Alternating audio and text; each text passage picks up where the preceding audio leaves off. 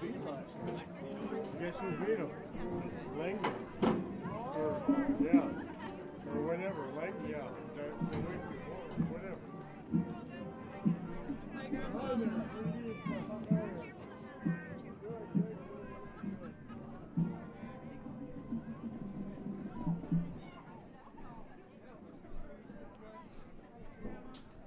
How are you, man? Good to see you.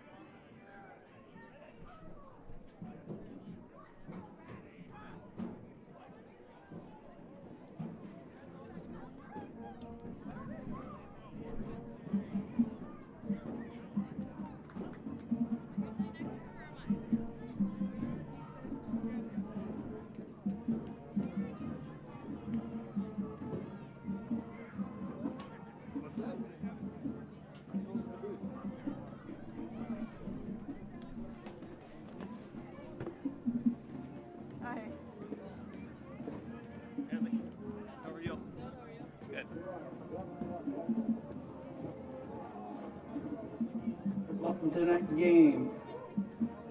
Split activities commemorative coin. This is a heads. This is a tails by tails. Okay, Sargent County, you are the visitors. What's your call? Heads. Heads. If I drop it, we'll reflip. Tails. So you have one to toss. Defer on the ball.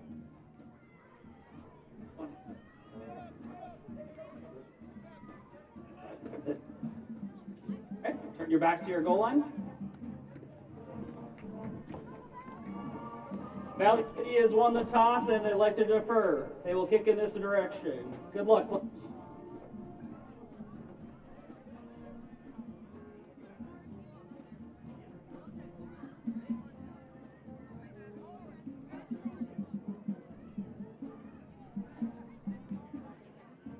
Congratulations to our Highliners starting lineup junior announcer, Emery Weed. Ladies and gentlemen, welcome to Hannah Field for the matchup between the visiting Sargent County Bulldogs and your Valley City Highliners. Please turn your attention to the 50-yard for the coin toss announcer who's kicking and receiving. Valley City High School encourages and promotes good sportsmanship by student athletes, coaches, and spectators. We request your cooperation this evening by supporting the participants and officials in the positive manner.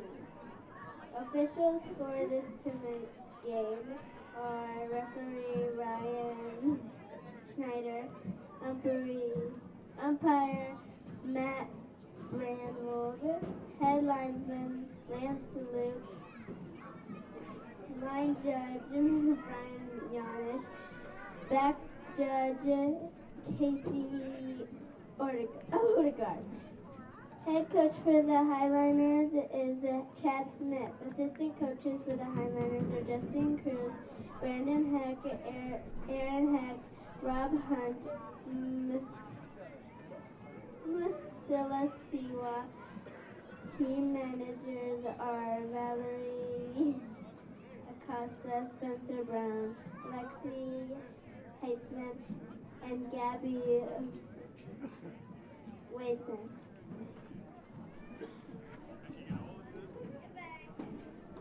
Let's give our junior PA announcer a loud round of applause. Alrighty, the head coach for Sargent County is Eric Olson. He is assisted by Keen Nelson and Randall Sarstead. Tabitha Muncie is the athletic trainer and is provided by Essentia Health Orthopedics and Sports Medicine.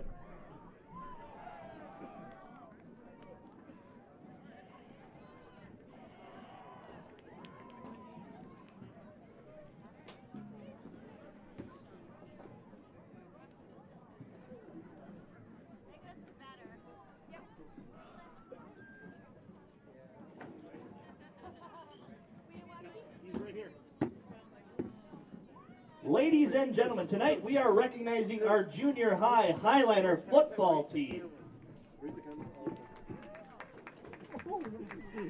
Our junior high squad consists of 28 players, and this past Monday they got their first win of the year, defeating the Bulldogs in Gwinner by a score of 20-0. The junior high is home for their our next game this coming Monday for a clash against bitter rival the Broncos of Lisbon, beginning at 4:30. Let's give these young men a big round of applause.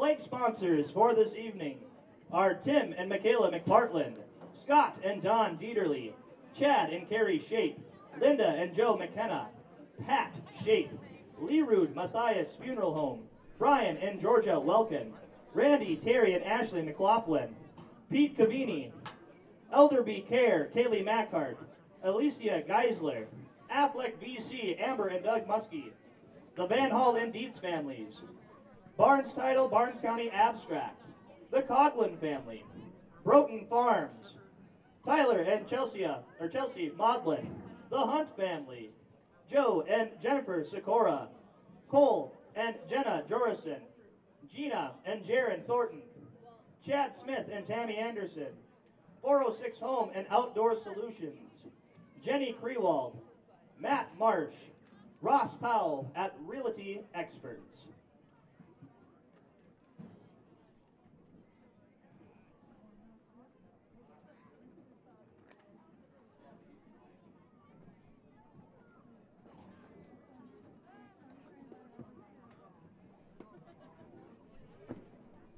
Right from the field. Yeah, I saw that. I was like, you're a big drink of water, sunshine in your eyes. I should have probably been standing here waiting. Yeah, trying to block the sun.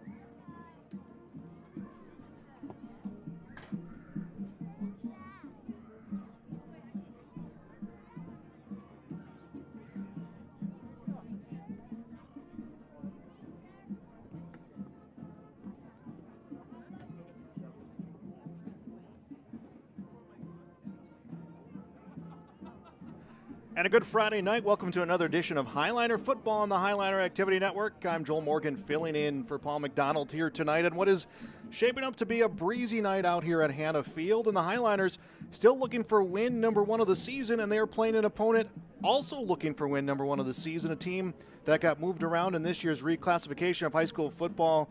That is the Sargent County Bulldogs. Thanks for being with us here on this Friday night. Let's look at how things have shaped up for these two teams up until the point this year. Valley City playing at home for the first time last week in a game that saw an extended rain delay, didn't get things going until 9 o'clock, and they played a very tough Langdon area Edmore Munich Cardinals team, losing 34-0, and that is 2 straight weeks to start the season without a point for this Highliner team. Coach Chad Smith making that obviously a point of emphasis to keep the offense even, to keep the ball moving, and to keep things going forward for the Highliners. The Sargent County Bulldogs, you look at how their season started, and it's similar to the Highliners. They are 0-2, losing to Park River 38-6 in week 1, and then a loss last week to Carrington 14-0.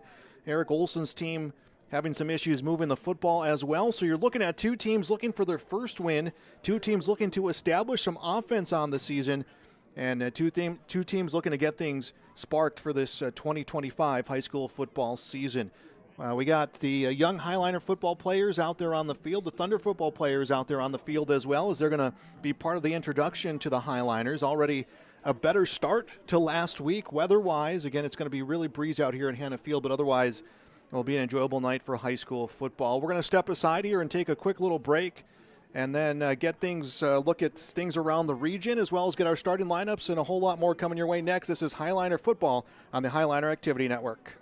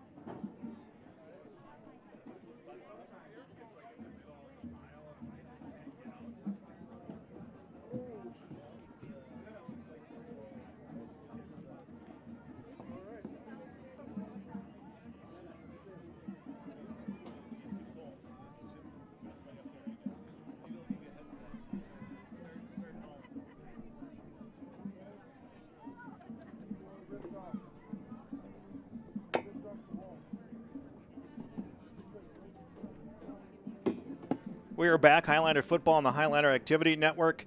Valley City getting ready to take on the Sargent County Bulldogs, 2 0-2 teams looking for win number 1 and looking to get some offense moving on this Friday night. Both of these teams members of Class A Region 1, and a look at how that region standings have shaped up so far. Again, no team has played a regional matchup.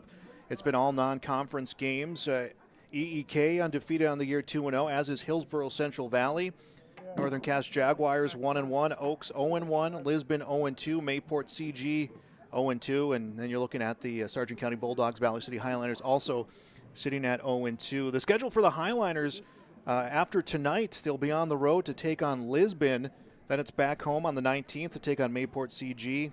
Back-to-back road games, the 26th and October 3rd. Hillsborough Central Valley, EEK. Back home, final home game of the regular season will be October 10th against Oaks, and then they finish up the year on the road against Northern Cass. Ladies and gentlemen, well, Sargent here come County, your Valley City Highliners. Sargent County, they'll after tonight will be at home against Northern Cass, on the road for EEK, at home against Oaks, on the road against Hillsborough Central Valley. Then it's Mayport, CG, and Lisbon to round off their schedule. Now you look at obviously 0-2 start for both of these teams, non-conference matchups, but still a lot of opportunities for either of these teams to get themselves into the playoffs. It's going to take a strong push here down the stretch, and I think what helps you out there is the fact that you're playing all teams now in Class A Region 1 moving forward here this season, and it's something I talked to Coach Chad Smith about, is that they need this game, they need this win to obviously get a win, but get that win in the score sheet, but also to get that confidence going and know that they're got a whole lot of time left to meet those goals they've had for this season. Of course, that big one would be a trip to the postseason, which the Highliners have had a nice streak of postseason football action.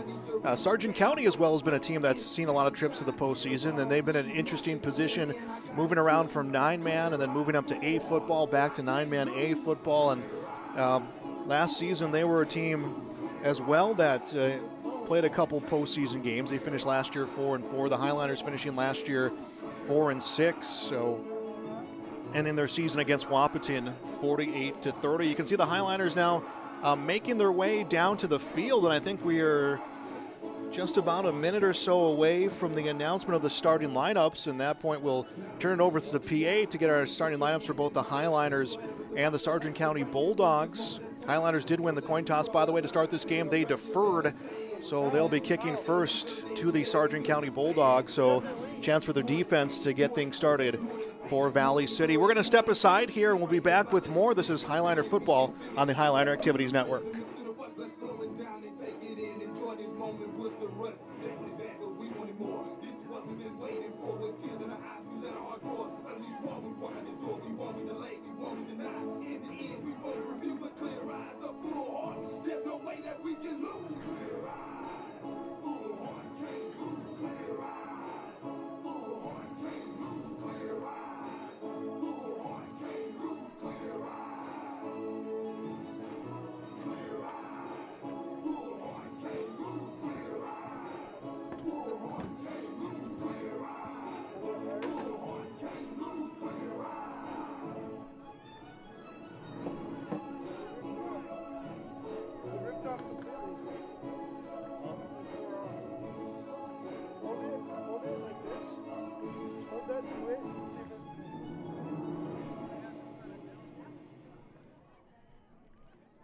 Ladies and gentlemen, here are your Valley City Highliners.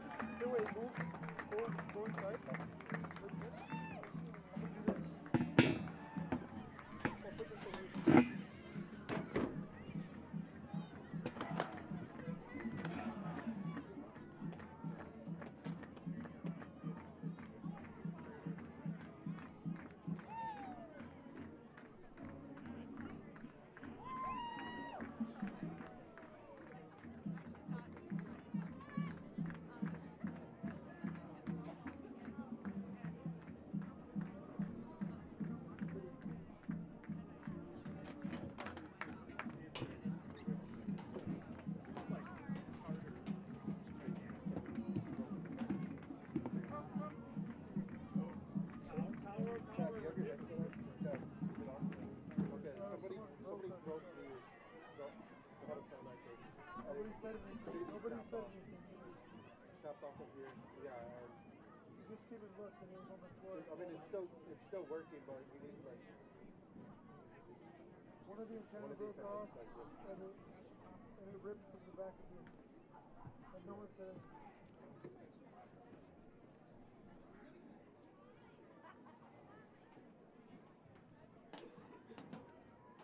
And the class is broke too. They must have hit it really hard.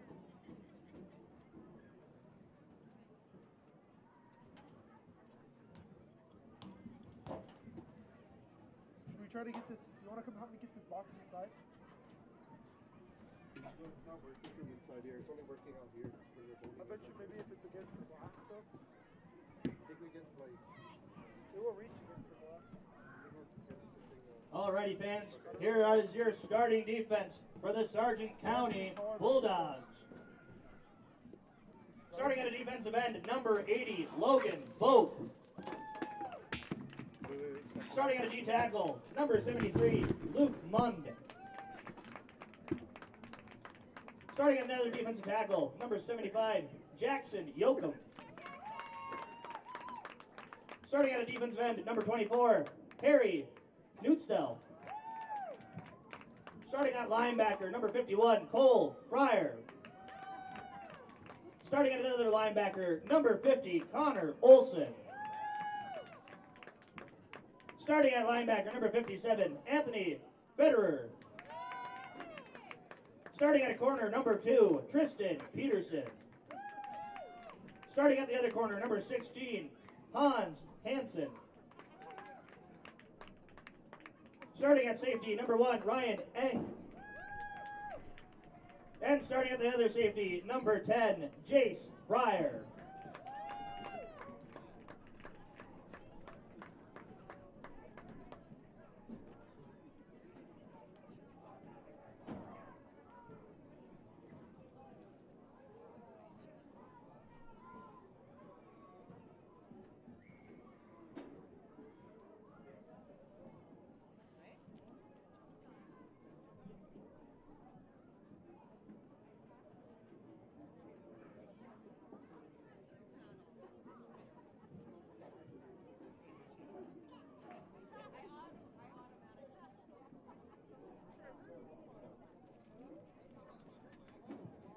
At this time, I would ask that you please rise, remove your hats, and face the flag for the playing of our national anthem, under the instruction of Miss Teddy Dimmer and the VCHS Pep Band.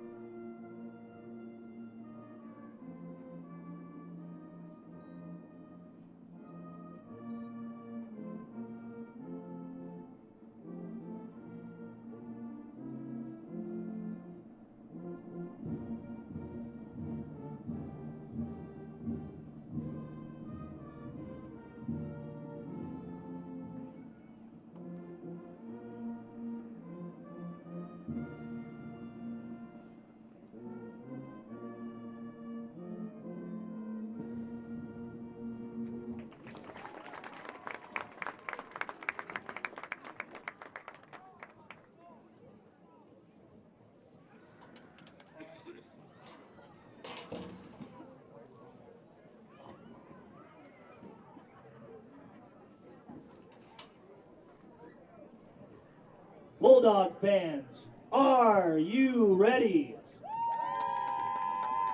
Highliner fans, are you ready? Let's play some football.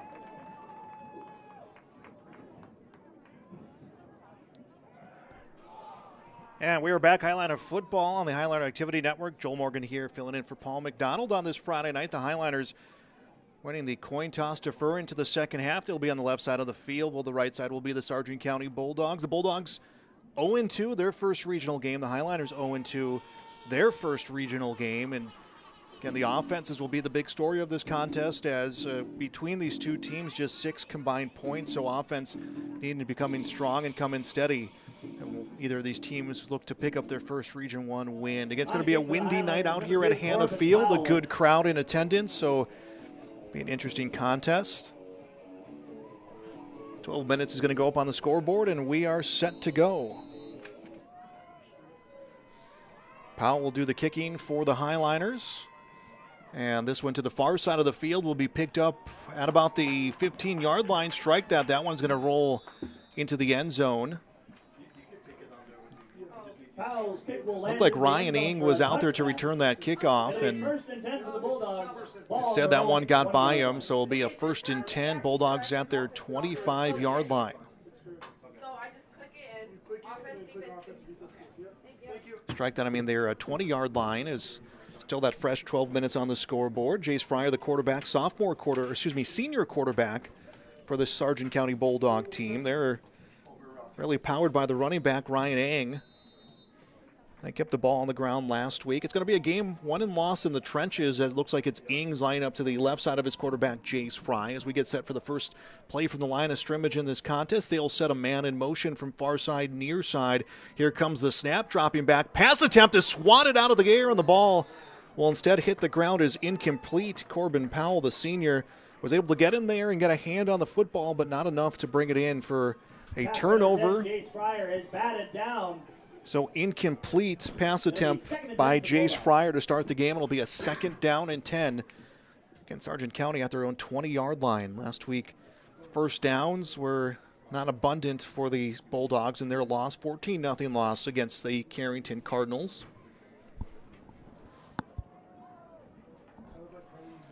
Fryer will step up again, has Ryan Ing, the senior, to his left side. 2 receivers far side, 1 on the near. As 11:57, just 3 seconds off the clock, 5 seconds on the play clock. Will be handoff to Ing, veers towards the right side. The defense is there, and best case scenario on that run, it's back to the line of scrimmage. If not, it could be a loss of a yard. We'll see where the spot comes from the official, and it looks like it'll be no gain. So Ryan Ing on the carry, no gain. And it will be a 3rd down and 10. McLaughlin leading the way on the tackle, his 29th of the season. And a 3rd and 10, Sargent County at their own 20-yard line. First play, pass attempt swatted down by Powell. Second one, a run attempt by Ing for no gain. Let's see what they do here. And some early movement at the line of scrimmage. Looks like Larson leaving early, and that's going to get some life for this Sargent County Bulldogs offense. Dead ball, encroachment, defense number 70. 5-yard penalty, 3rd down. So what was a 3rd and 10 becomes a 3rd and 5 for Sargent County. Coach Chad Smith, he called it the good, the bad, and the ugly of last week, and he felt that some miscues by the Highliner in that game, as Fryer will roll out to the far side, has some time, tries to throw on the run. This one is caught in a completion for about 6 yards, and that will result in a 1st down. Fryer's pass is complete to number 12, Zabin Olofsson. And Olofsson with the completion, and that's a gain of 7 yards. And as a 1st down, so a fresh set of downs coming for the Sargent County Bulldogs. 1st and 10, they're at their own 32-yard line. Highliners had them on the heels, and then a misstep gets them the 5 yards and some second life. Pair of receivers out at either side. Fryer, some time, looks, throws up the middle. This one incomplete. We're going to get a flag, and it looks like it may have been a late hit on the quarterback. The flag was thrown down near the tackle after the incomplete pass from Jace Fryer. Personal foul, roughing the path, defense number 54. 15-yard penalty from the previous spot, automatic 1st down. Bartland called for that roughing the passer, and that will put Sargent County At about the 47-yard line, 1st and 10 at the 47. So 2 penalties on this drive have given life to the Sargent County Bulldogs offense. 11 minutes left to go here, first quarter. Highliner football on the Highliner Activity Network. Second home game of the season for Valley City, looking for win number 1. As a man gets set in motion, Fryer will pitch this one off, and it's into the hands of Newstole, and he is wrapped around at the line of scrimmage. And on that pitch play, I believe it will be no gain. We'll see what the officials spots it here. And will be no completion. Actually, they're going to say that's a gain of 2, so a 2nd down and 8. Sargent County marching closer to the midfield mark. And they'll get a pair of receivers on the far side, one near side. Ryan Ang has been on the hip pocket of Jace Fryer, his quarterback, this entire time. And some early movement coming from the Highliners. Corbin Powell moving early. 3rd penalty now on this opening drive for the Highliners. And those little things Coach Chad Smith wants to clean up. 5-yard penalty, 2nd down. Another encroachment, a 5-yard penalty becomes 2nd down and 3. So 3 to go for a fresh set of downs for Sargent County. They are in plus territory at the Highliners' 48-yard line. They'll set a man in motion yet again. He'll be handoff to Ing, run to the right side. He's upended and will be taken down. No gain on his 2nd carry. The senior running back coming into this game, 14 carries, 30 yards. This time 2 carries in this game, no gain. It'll be Muskie with the tackle. And another 3rd down for Sargent County. They were faced about 3rd down and 10 at their own 20. An encroachment gave them new life. They were able to pick up 6 yards and then continue this drive. Again, 3 penalties on this opening drive committed by the Highliners. Pair of receivers out on either side. Fryer awaits the snap. We're going to get a flag, and I didn't see what that was for, as we are stopped with 9:34 to go in the first quarter. And this will be against Sargent County. Prior to the snap, false start. Offense number 2, 5-yard penalty. Count. So false start will bring them back to a 3rd down and 10. Sargent County back to their 47-yard line. Again, their first penalty of the game. That's 4 overall penalties on this drive between the 2 teams.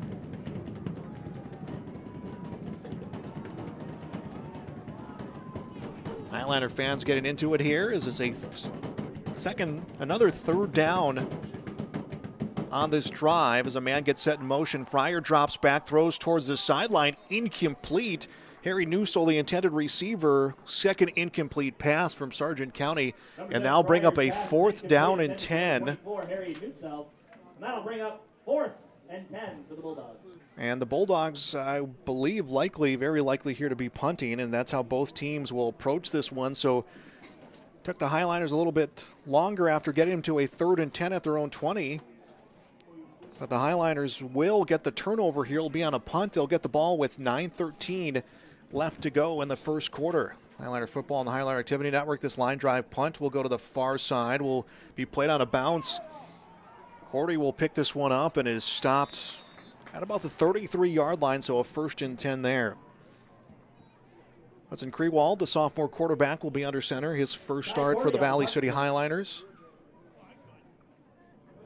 3rd quarterback used this season by Coach Chad Smith, and obviously not the situation he wanted to be in, but will get some different looks here from Krewald. Powell, of course, has been the big force on offense. He'll line up about 3 yards behind his quarterback. 1st and 10, Highliners at their 34-yard line. Their first chance on offense, and here's a pass that connects to Powell. He's deep behind the line of scrimmage. Nice move. We'll extend this one, and maybe we'll get it back to the line of scrimmage, but it will be a completion on the first pass attempt. Greenwald's pass is complete to number 2, Corbin Powell. And they will spot it back for a loss. Back at the line of scrimmage, it'll be 2nd and 10 for the Highlanders. Well, they will say no gain, so a completion, but Powell unable to pick up yards, so a 2nd down and 10.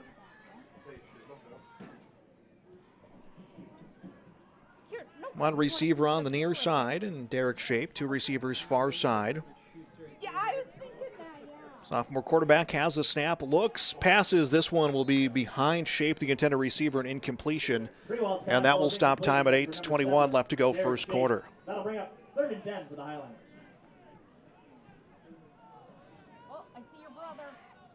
Oh, yeah, I see him. Strike that 3rd down and 11 for the Highliners. So that was spotted at a loss. So 3rd and 11, Highliners at their 33-yard line. We'll line up one near side, one two far side receivers. Ball in the hand of Powell. Nothing happening up the middle. We'll pick up a block on the far side, and he is tackled at about the 33. No, he's able to extend it back to the 35-yard line. Powell on the carry. Gain of about 2 on the play. It'll bring up about 4th and 8 for the Highliners. So he'll pick up 2, 4th down and 8. Now for Valley City, make that 4th down and 9. And the Highliners will turn this one over on the punt as Powell comes back for the punt. Out to receive for the Bulldogs, number 1, Ryan Eng. Ryan Eng will return this punt, so Sargent County will get another chance on offense. Saying watches this one touchdown at about the 25, continues to roll to the 10, is inside the 10. And a nice roll for Valley City, and the officials will stop play. Derek Shape right there did not put a hand on the football. And Sargent County will start this drive inside of their 10. Sargent County took the opening kickoff. Looked like they're going to be stalled out at their own 20. It was a 3rd and 10 and then an encroachment. Made it a 3rd down and 5. They were able to pick up 6 yards on a pass. Then they're at a 2nd down. Highliners got called for a roughing the passer. That gave Sargent County new life on that drive. And then a few plays later, it was another encroachment called. Sargent County got into plus territory. It was brief because they were called on a false start that moved them back beyond the 50. They eventually led to them punting. Let's see what they do here. A 1st and 10 on their own 8-yard line. Coach Eric Olson and company need to be protective of this football near their own end zone. And this one will be pitched up to Newstall, and it will be stopped up the middle. Should be no gain.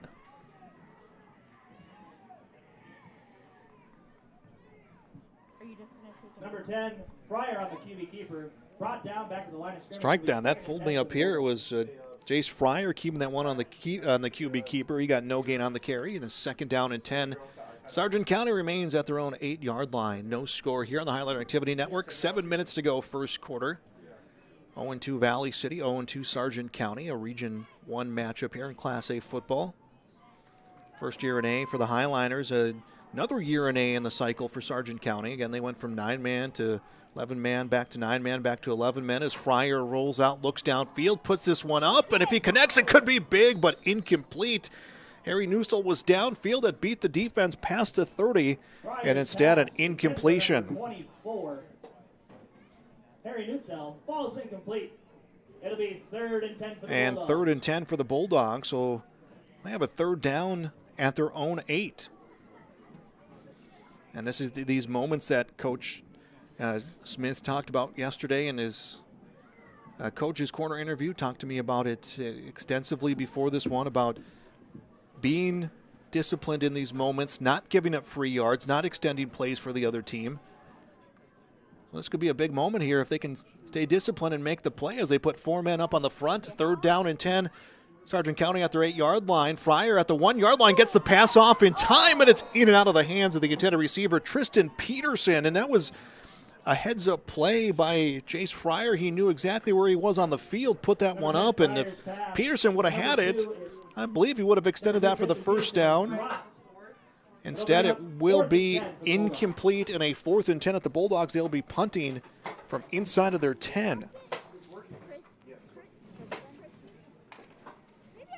So they're punting, but they're not quite out of the clear yet because they got to be aware of passes potentially being tipped. We saw that earlier as this punt comes up just in time. We'll come straight up, and we'll go to the far side of the field, comes out inside the 40, so good field position for the Highliners. Valley City going 3 and out in their first look on offense.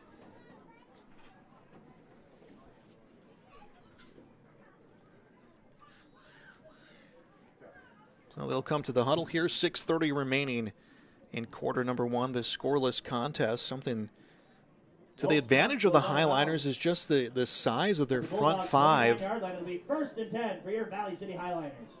The average weight of the line for Valley City, probably about a 20, 30-pound advantage against Sargent County. Let's see if they can throw some of that weight around here as they'll line up on the far hash. Pair of receivers either side.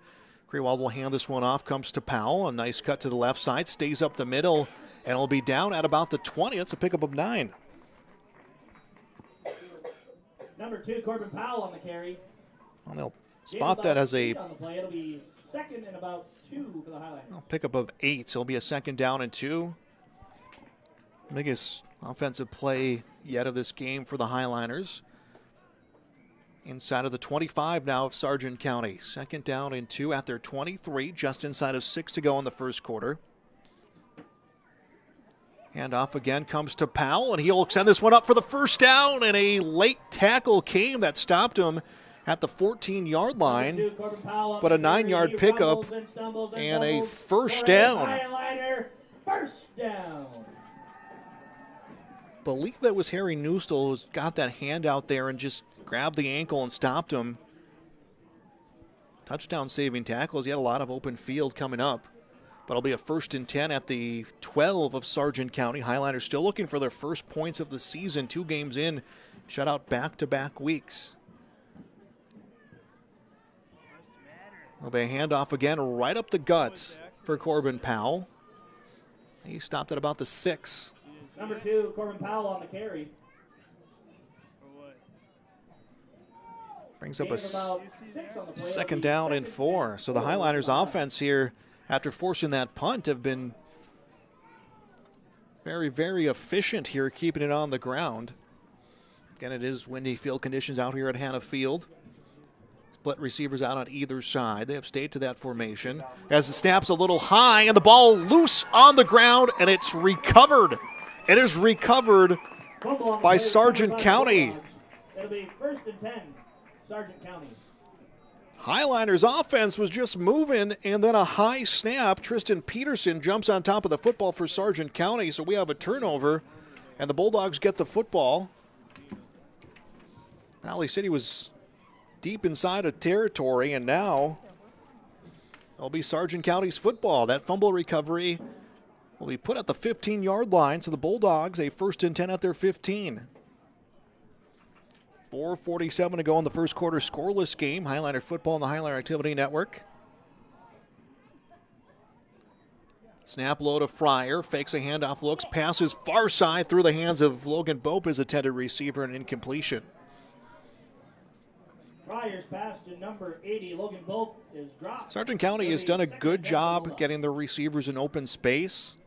You know, just an adjustment or two, a little bit of a cleaner pass by Fryer, and we're looking at a different situation here in this game that's come up a couple times. That last drive, Tristan Peterson was open, and well, Fryer was threw that ball from about the 1-yard line and came up for it, just didn't come down and hang on to it. He had open field around him.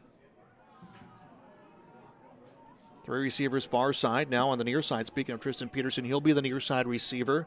Jace Fryer, Ryan Eng in the backfield. Pass, this one caught.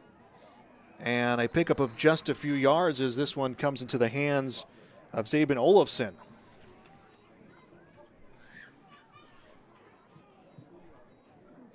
Number 10, Fryer's pass is complete to number 12, Zabin Olofsson. That's Olofsson's second catch of the game, a pickup of 2. 3rd and 8 for the Bulldogs.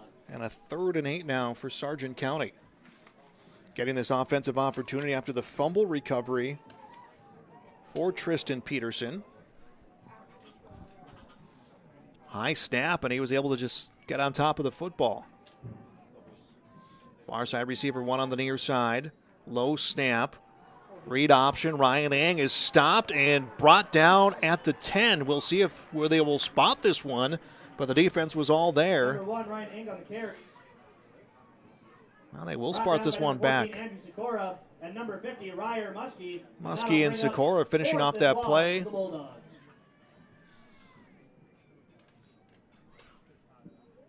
And it will be a loss, so a tackle for loss and a big one. Ryan Eng, negative 5 yards rushing on 3 attempts, a 4th down and 13.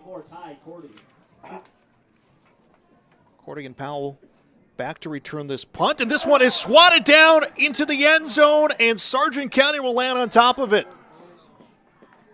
Punt is blocked, and that'll be a safety. And a safety, and the Highliners will get their first points of the season. It's the defense getting the job done at the 3:16 mark, a safety after a blocked punt. The Highliners had hands on football early in the opening drive. This time it pays off, and they will get their first points of this game. They lead 2-0 with 3:16 to go in the first quarter. We're going to step aside. We'll be back. It's Highliner football on the Highliner Activity Network.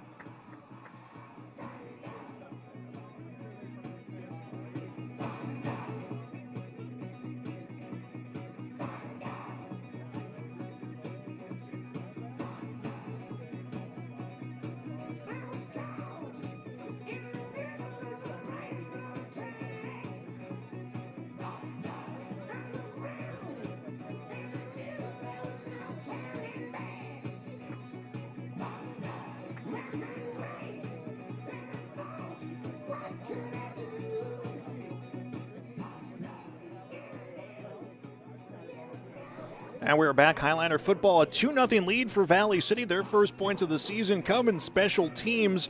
They block the punt, and we're able to get the tackle in the end zone, so a 2-0 advantage for Valley City. And the nice thing about that safety is they will get the ball back here on this kickoff with 3:16 to go in the first quarter. Thanks for being with us on this Friday night. Valley City, their first lead of the 2025 season.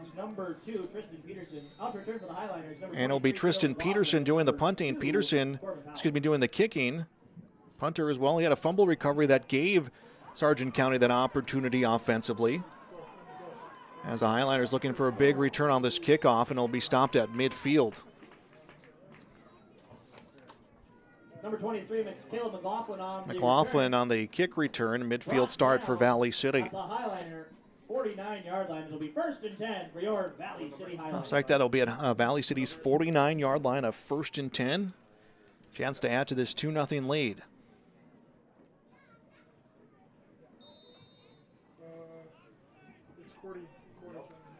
Two far side receivers, one on the near side. Greenwald waits for the snap. Hand off to Powell, move towards the left side. He'll keep going, and it passes the 45-yard line in Sargent County territory. Should be stopped at about the 46, and 7-yard pickup, 2nd down and 3. Gain of 7 on the play. His 5th run of the game. He's had run of 2, 8, 9, 6, and 7 yards there. Valley City 1 first down so far in this contest. Sargent County a 1st down of their own. 2nd and 3 at the 44, 3 yards away from fresh set of downs. Snap comes to Powell, moves towards the right side, eludes the tacklers, and finally stopped at the 36-yard line. So the Highliners' 2nd first down. First down. Similar to how their last drive went. Of course, that ended on a fumble on a high snap that was recovered by Sargent County.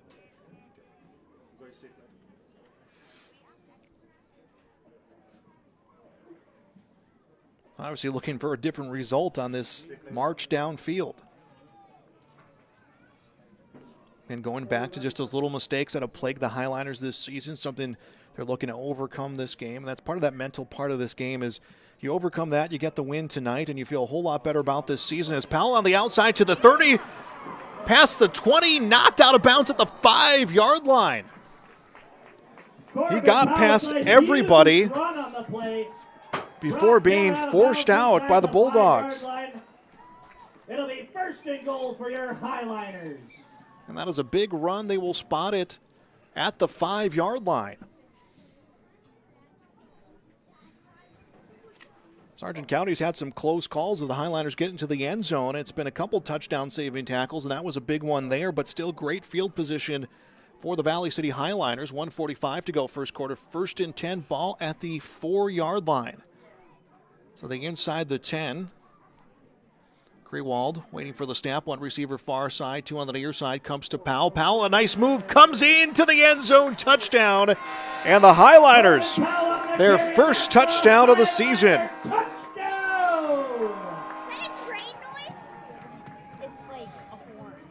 And they're going to take in every minute to celebrate that one, as it's seemed to have been a long 8, almost 9 quarters for Valley City not to get into the end zone, but the first touchdown of the year belongs to Corbin Powell. On to kick the extra point, number 2, Corbin Powell. On to hold, number 30, Hudson Kribel. Kribel will do the holding. Powell will look to put this one through the uprights. 1:39 to go. First quarter, and botch play picking up his Powell, and he's going to stiff arm him through, and he makes a nice cutting move. He can find the end zone. Does he? We'll see where they come, and they're going to say he is just shy of a 2-point conversion. But the Highliners do take an 8-0 lead, 3:16 left to go, first quarter. We'll step aside. It's Highliner football on the Highliner Activity Network. Score is your Valley City Highliners 8, Sargent County Bulldogs 0.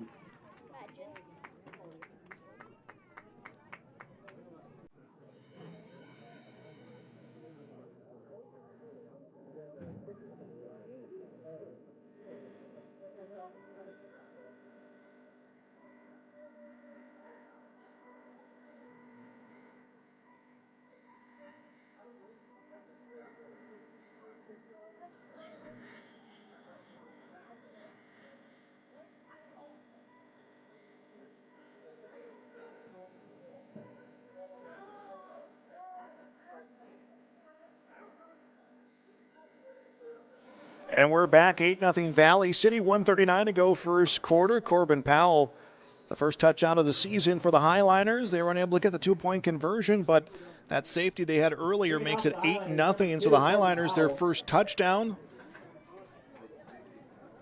just after getting their first points on the safety. So an 8-0 lead here in this contest. Like I said, you can just tell the shoulders maybe a little less tense on the Valley City sideline. You know, the drive before that, they were able to sustain it. They got inside the 10. It was just a misplay on a snap football and a high snap. Highlanders unable to recover it. This time they finished that drive as the kickoff to the far side. Sargent County will have this one picked up at the 10-yard line, and looking for a big return for the Bulldogs is Hansen, and he is brought out at the 30.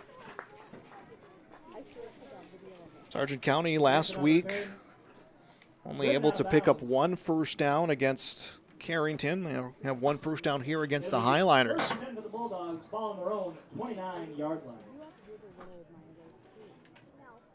For Sargent County, they had a tip pass on their first pass attempt. Actually, their first play for the line of scrimmage of the game, they had a tip pass that Highliners weren't able to turn into an interception, and then that block punt that ended up in the end zone, becoming the first points for Valley City.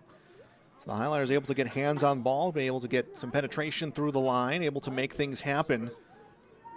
And now with a lead, an 8-0 lead, and points on special teams and offense, I feel a little bit more confident now with the Highliners, or you can see a little bit more confidence of them coming out in the field as a man gets set in motion. That's Harry Newstall, will come from left to right. Fryer will look to pass to Newstall. He'll reel this one in. He's behind the line of scrimmage, eludes the defense. It is stopped at about the 33-yard line. Number 24, Newstall. Newstall will get his first catch of the game. This will be a pickup of about 3 and a second down. Gain of 4 on the play. It'll be strike that, a gain of 4 and a second down and 6 for the Bulldogs at their own 33-yard line. They trail 8-0 here to the Highliners. Home game number 2 of the year for Valley City, on the road next week against the Lisbon Broncos. 2 near side, 2 far side receivers. Ing will be on the right side of Jace Fryer, the quarterback. And a flag comes down. Didn't see what it's for. Judging by Coach Eric Olson's body language on the far sideline, it's going to be against the Bulldogs. Start. Offense number 51. Yard penalty, second down. Second false start called against Sargent County. They have had 2 penalty calls here in this first half. Valley City 3. Of those combined 5, 4 coming on the opening drive.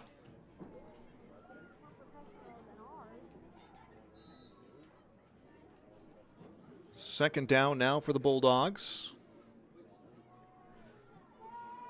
About a second down and 10. Second down and 11 for the Bulldogs. Drop back to the 29-yard line. Fryer rolling back. has some time now, feeling the pressure, and he is upended at the 35. Fryer was looking downfield, pump faked a few times, and the linebacker's just collapsing on him. See if the quarterback was able to come in and get the stop, but Fryer on the keeper.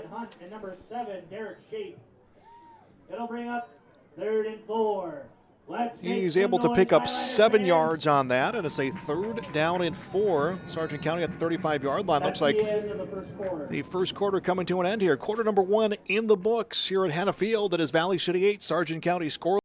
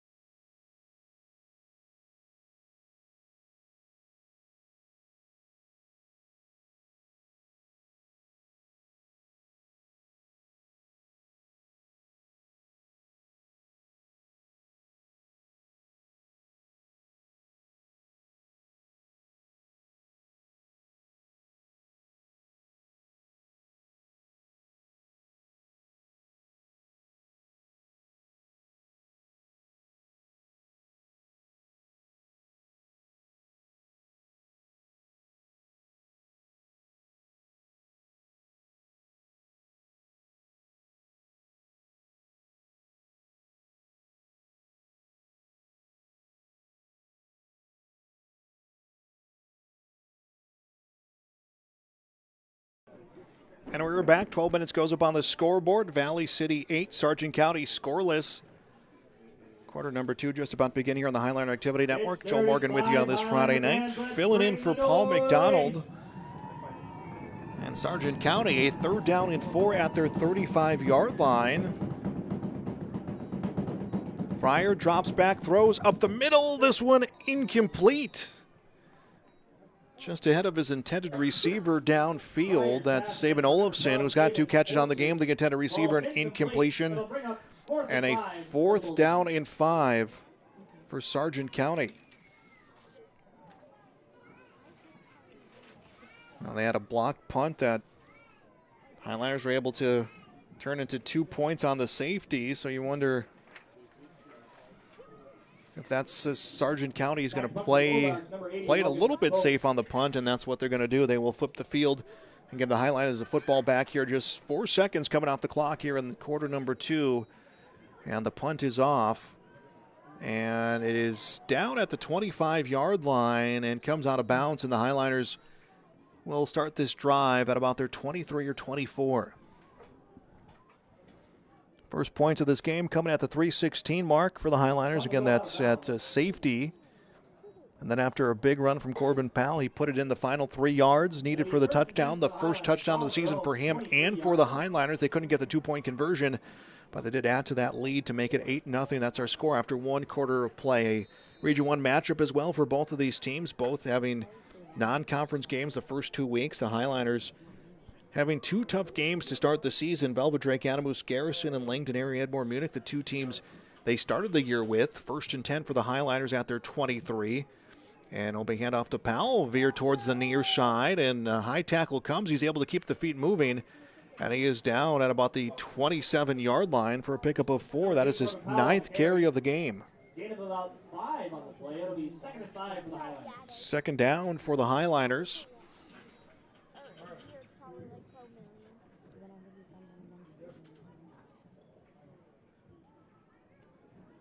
Like the Valley City really taking to the words of Coach Chad Smith and cleaning up those mental errors that kind of plagued them early in this game. So far they've been sharp since then. Pass up the middle, and this one tipped, almost intercepted. It was in and out of the hands of Tristan Peterson, who's kind of been everywhere for the Sargent County Bulldogs, and almost a victim of the broadcaster's jinx there, talking about how they clean things up, and then a pass almost gets intercepted. Instead, down as an incompletion, and a 3rd down and 5 for Valley City at the 28. Time stopped with 11:05 to go here in the first half.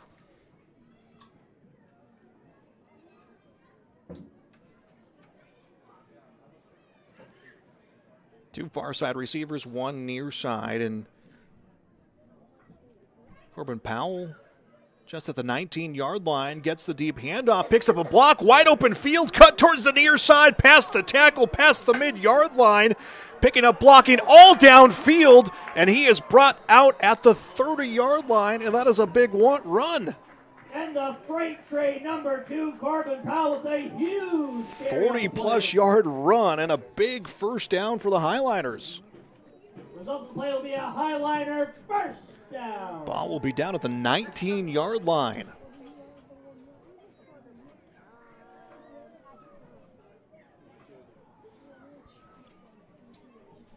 Good heads-up running by Powell, but a good job for his teammates. He just had all sorts of blocking coming downfield.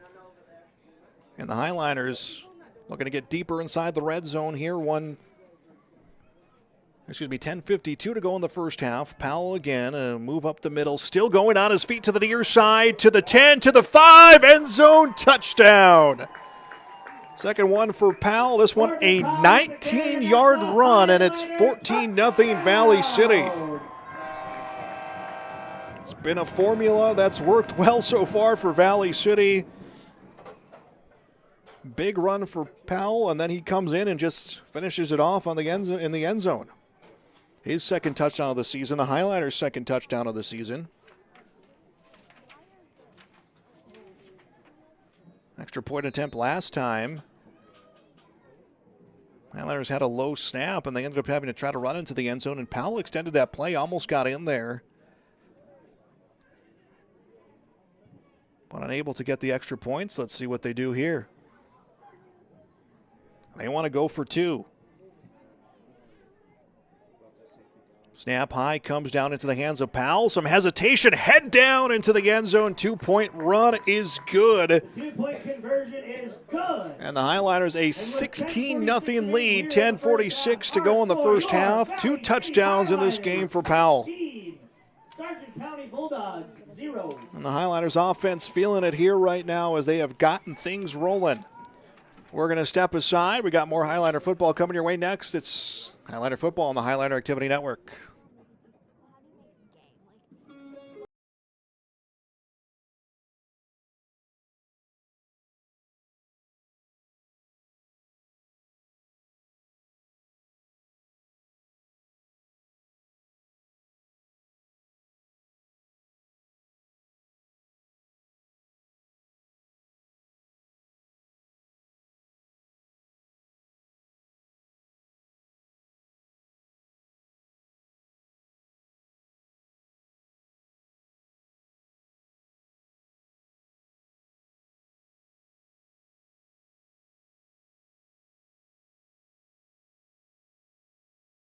Second touchdown of the game.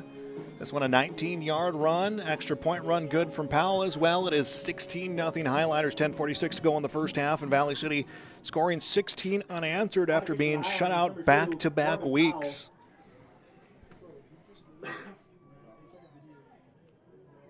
been a little things that worked out for the Highliners. There's a big 40-plus yard run from Powell that set up that touchdown opportunity. And obviously heads up running on his end, but heads up play by his teammates to open up field for him. As we're going to get a whistle. Officials were not in yet position to officiate. Please reset the play clock to 25. So not every official was set before that kickoff, so that's why they stopped play. Now the play clock will resume, 10:46 to go in quarter number 2. Ball touched at the 24-yard line. Sargent County trying to get a decent return here. Trying to get their returner, rather, a decent return. Number 9, Eli Olson on the return. It's Eli Olson on the run attempt, and spot this one somewhere around the 25-yard line. So after an opening drive that the Highliners committed their first look on defense, they committed 3 penalties, and they gave Sargent County some life. And then on a drive that ended in a fumble recovered by Sargent County, the Highliners getting the safety and now just getting things rolling here. 16-0 their lead. They'll stack 3 receivers on the near side, 1 far side. Fryer looks, Ing with the football, nothing up the middle, tries to cut to a far gap, but the defense all there for the Highliners. And that will be his 4th carry, and he is unable to pick up positive yards. Brought down by number 50, Ryer Muskie. It'll be 2nd and long for the Bulldogs. Muskie credited with that tackle, and it will be a loss of a yard, so 2nd down and 11 for the Sargent County Bulldogs.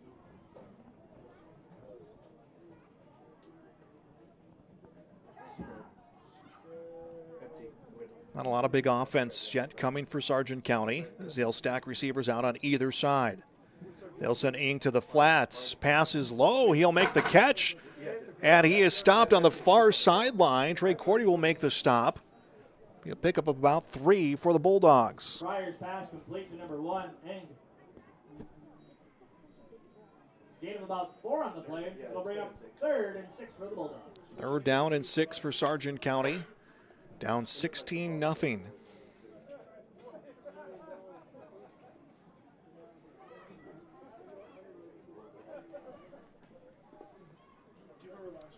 $9:25 in counting to go. Quarter number 2. Second home game of the year for Valley City. It looks like Eric Olson wants some time to talk to his offense. He'll take a timeout. 9:20 to go in the first half. 16-0 Valley City. This is Highliner football on the Highliner Activity Network. We'll be back.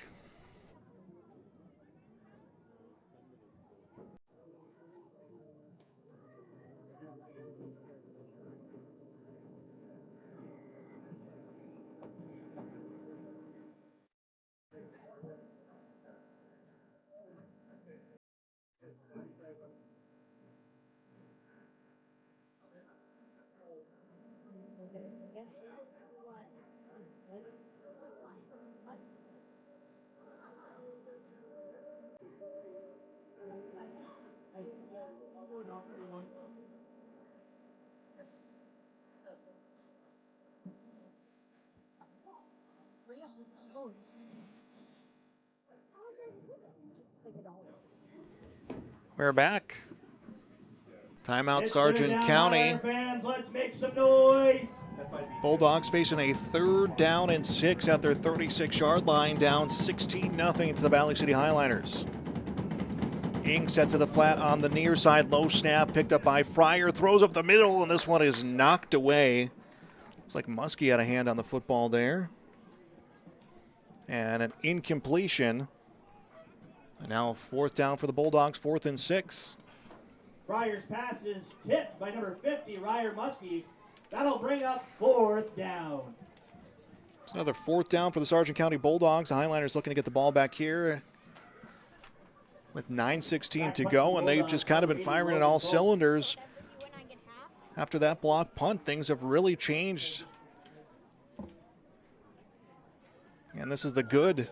Actually, it will be a pass attempt that's complete, shy of a 1st down, so a turnover on downs as the pass into the hands of Harry Newstole, and he will be shy of a 1st down, so Sargent County going for it. And they will give him the 1st down. I thought they were shy. Result of the play will be a 1st down for Sargent County.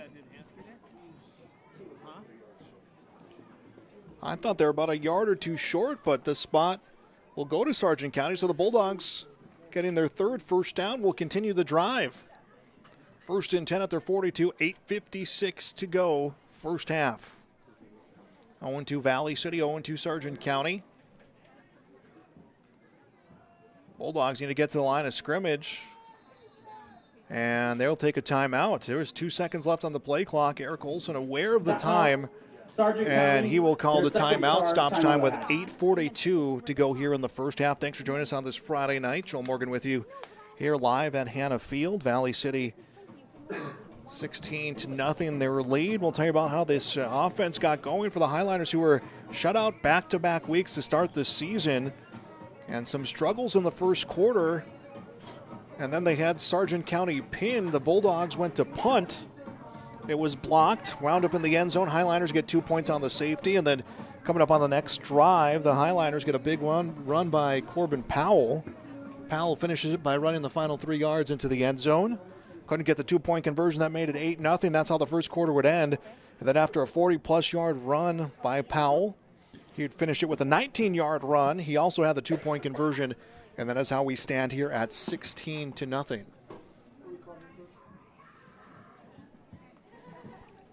Timeout ends for the Bulldogs. They've taken 2 timeouts here in the second quarter. And 8:42 left to go. I formation as they put an extra player in the backfield that it pitched deep behind the backfield. We're going to get a flag coming out there at the far side of the field as this one was pitched to Eli Olson. And it's positive yards for him right now, but we'll see what the penalty does. Trey Hogness came out as well in the fullback position. They just kind of had men in motion in that I formation. And waiting for the call from the official. Now stop is at 8:34 to go. Illegal formation, more than 4 players in the backfield, offense. 5-yard penalty, first down. Third penalty called for Sargent County, and it's all been on the offensive side, illegal formation, and this will bump them back to a 1st and 15. So they are back at their 37-yard line. They came out on the I formation, put Tristan Peterson in the backfield. They did have some positive yards on the run, but again, all for naught as it's a 1st and 15 back at the 37. 2 receivers far side, 1 near side. Jace Fryer has the snap, rolls out, gets pressure, ball is knocked loose. Who has it? And I think it's Valley City. Muskie with the forced fumble. Fumble on the play, recovered by number 54, Trey McPartland.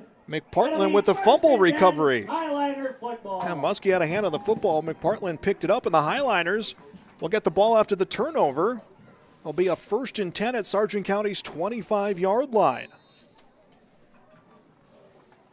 So the Bulldogs roll the dice, go for it on a 4th down. It pays off, and then a few plays later, it comes back to the Valley City Highliners. Their defense forcing that turnover as 2 near side receivers, 1 far side. The Highliners looking to add to that 16-0 lead, and it will come to Powell. A move on the inside, and still on his feet, eludes 2 tacklers, taken down at about the 20. It'll be a 5-yard pickup on carry number 12 for Corbin Powell, who has 2 touchdowns and ran in a 2-point conversion here for the Highliners. It'll be 2nd and 6. Again, almost a scoreless 9 quarters to start the season for Valley City. Finally getting some points on a safety at the 3:16 mark of that first quarter, and then less than a minute and a half later, they were able to get a touchdown from Corbin Powell. 2nd down and 6 at the Bulldogs' 21-yard line. Clock continues to move here inside of 8 to go in the first half. Grewald waits for the snap, a little high. Looks to pass, throws towards the sideline, incomplete. Clayton Hendrickson, the intended receiver, just passed his outstretched hand, and incompletion stops time at 7:41 and brings up a 3rd down and 6. It'll be 3rd and 6 for the Highlanders.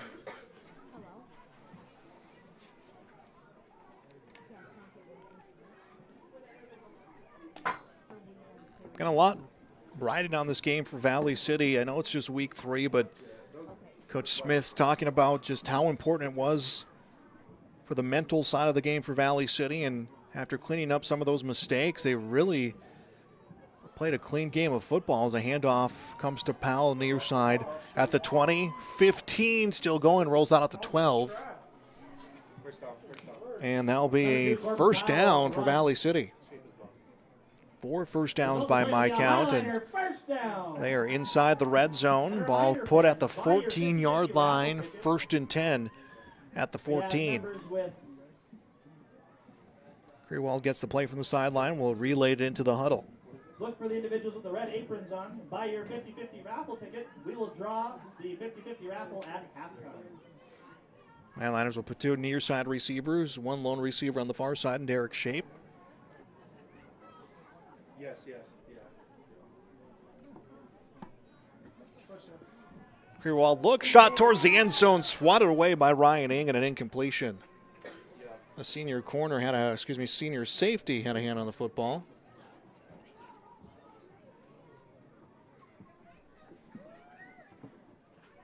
That'll stop us at 7:29 to go in the half. Second down and 10. Second and 10 for the Highliners. So far 16 unanswered for Valley City, looking for more. Coming into this game, just 6 combined points between these two teams, all of them belonging to the Sargent County Bulldogs. They scored their lone touchdown of their season back in week 1 against Park River. Kirwald looks, pass towards the near sideline, and this one is pulled in by Hendrickson, and he is down at the 6-yard line. Now we have a flag down at about the 12-yard line.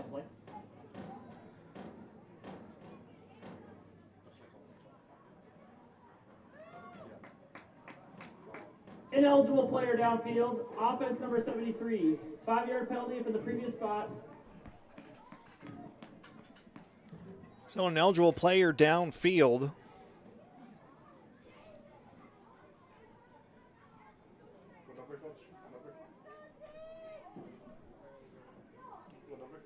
Second down now for Valley City. Back at about the 18-yard line.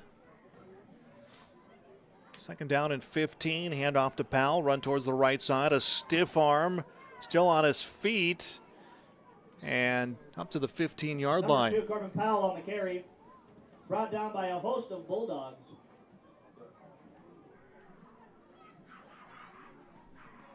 It'll be third and long for the Highlanders.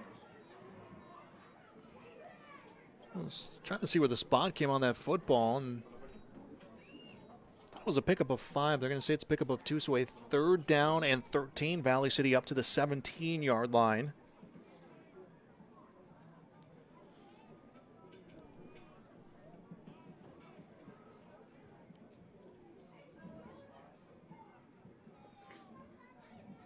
Looking at the rush coming from Sargent County. He'll be handoff to Powell. He comes to a stop and then forces it upfield at the 15-yard line. Is greeted by Logan Bope. Number 2, Corbin Powell on the carry. And some of his teammates come in to help him out. He is stopped at the 15-yard line. So a short pickup. Timeout for an injured player. For the Highliners, and now we have an injured player down on the field. We're going to take a timeout. We'll step aside. It's Highliner football on the Highliner Activity Network.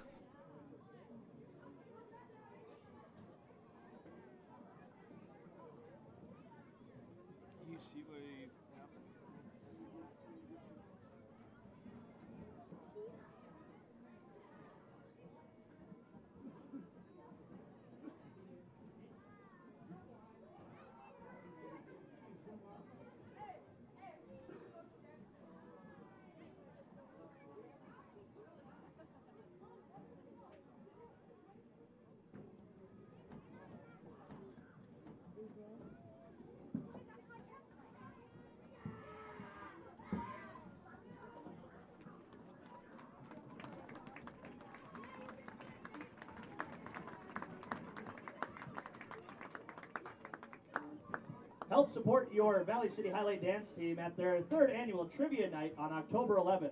Get your team ready for a night of friendly competition and fun.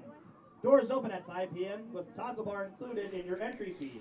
And that was Jackson Yoakum from Sargent County who was down. The senior helped back to the sideline. Able to walk back. As the Highlanders a 4th down. 4th and 12. 6:09 to go here in the half. Going to go for it here on 4th down. Kirwald rolls out, has pressure, taken down at the 35-yard line. Logan Bope with the big tackle. That'll be a loss of yards, but Kirwald will be brought down in the backfield. More importantly, a turnover on downs if you're Sargent County. So the Bulldogs will have the football at their 22-yard line. Coming to this game this season, Highliners allowing 610 total yards of offense. That's just over 300 yards in 2 games. They have significantly cut that number down in this one. Sargent County has not surpassed 100 yards of offense with 6 minutes left to play in the first half. So they're looking to pick up some big yards here, down 16-0. Fryer drops back, throws, and this one is incomplete. Logan Bope, the receiver, in and out of his hands, an incompletion. And that will stop time with 5:56 to go in the first half.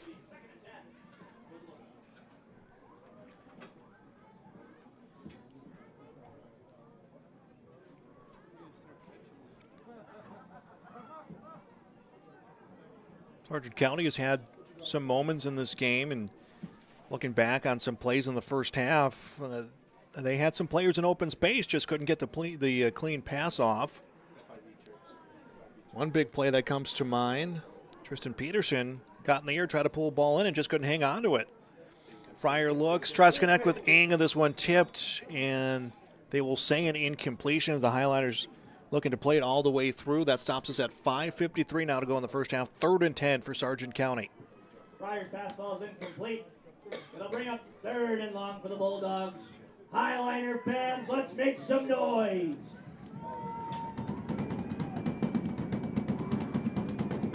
You know, I talk about the confidence booster that safety was for Valley City, how they've played a lot of clean football after that.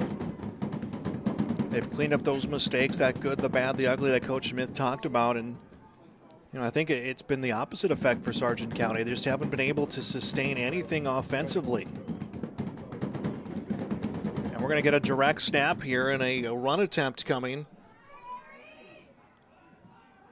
And the Bulldogs will get some yards, but not enough for the first down.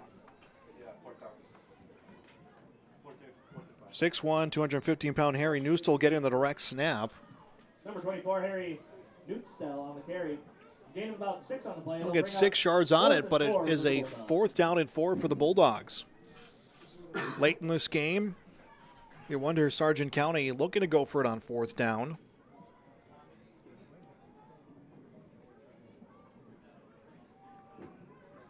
Converted already in this game, a 4th down opportunity, and that's what they're going to go here on a 4th down and 4.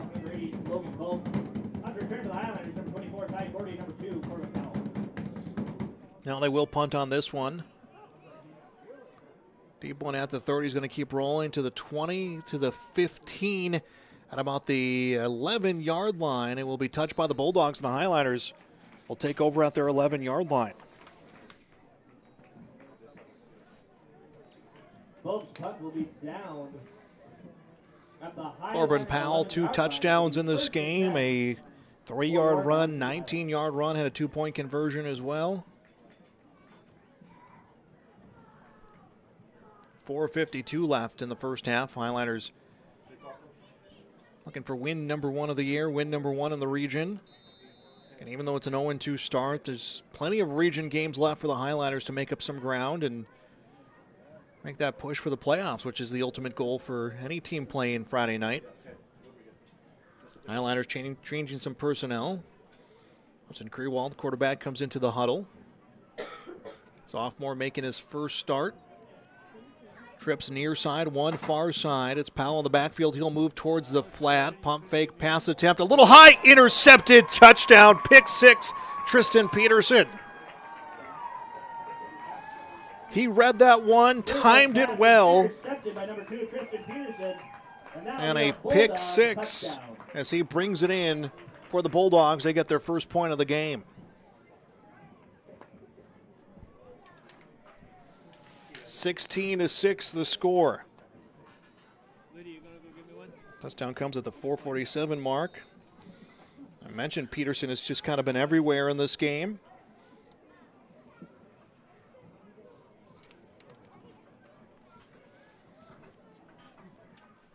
Sargent County going to try to cut that deficit in half. Fryer shot towards the back of the end zone. This one caught. And the 2-point conversion is good. 2-point conversion is good. All of a sudden, a momentum swing here. It is 16-8, 4:47 to go, first half. Highliners will have a chance to answer back when we return. This is Highliner football on the Highliner Activity Network. Valley City Highliners 16.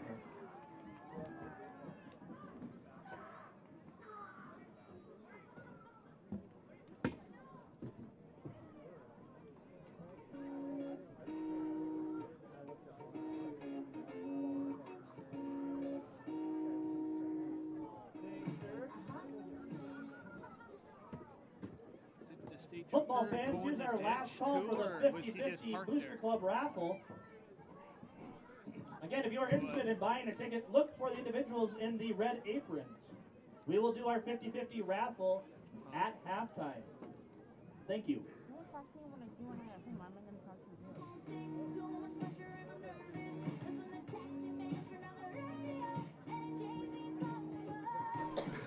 We are back on the Highliner Activity Network. A pick six for Tristan Peterson, 2-point conversion. Good on a great play by the Sargent County Bulldogs, and they are looking to steal momentum as they make it 16-8, 4:47 to go in our first half. Bulldogs' chance to answer back as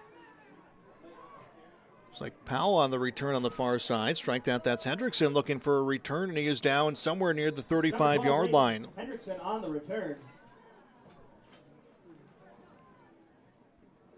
Sargent County was forced to punt. Highliners starting to drive at their 12-yard line, and it was a pick six as a pass attempt towards the flat for Powell was just read well by Tristan Peterson. Junior corner for the Bulldogs, a fumble recovery back in the first quarter. Pick six here in quarter number 2. In fact, both coming at a 4:47 mark.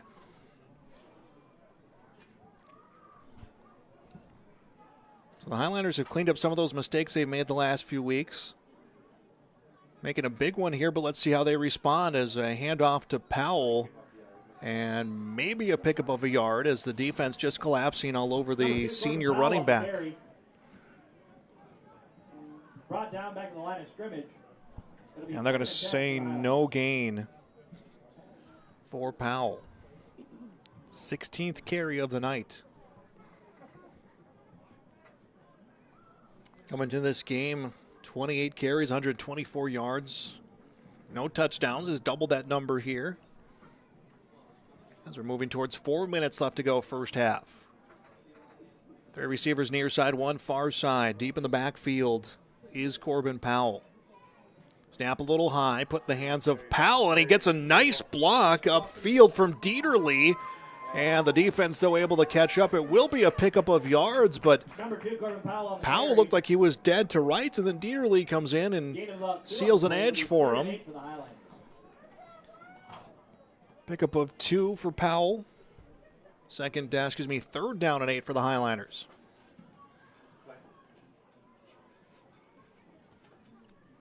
Trying to really feel things cool off out here at Hannaffield. It was windy to start the night, and you knew once the sun went down, things would get a whole lot cooler on this September Friday night.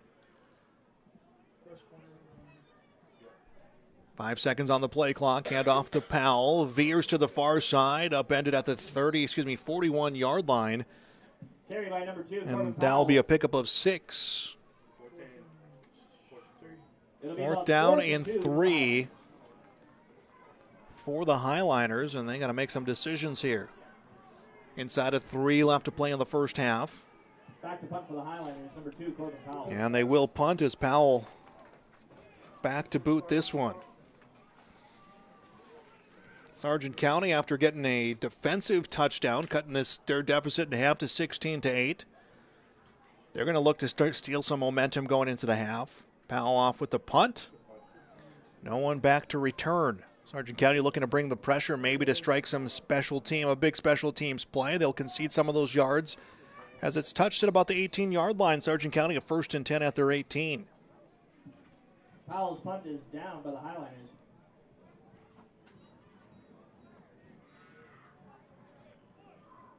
A ball at the 18-yard line. Yeah, we'll be at the 18-yard line, 1st and 10. Bulldogs at their own 18. And fans, help support your Valley City Highlights dance team at their 3rd annual trivia night on October 11th.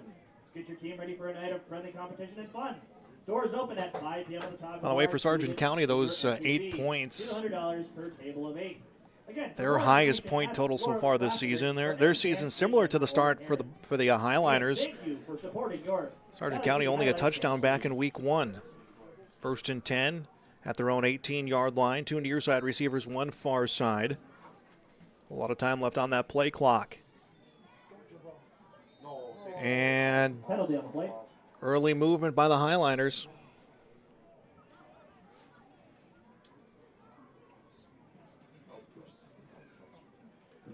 Encroachment. Third time encroachment's been called for the Highliners, and Sargent County picking up some yards.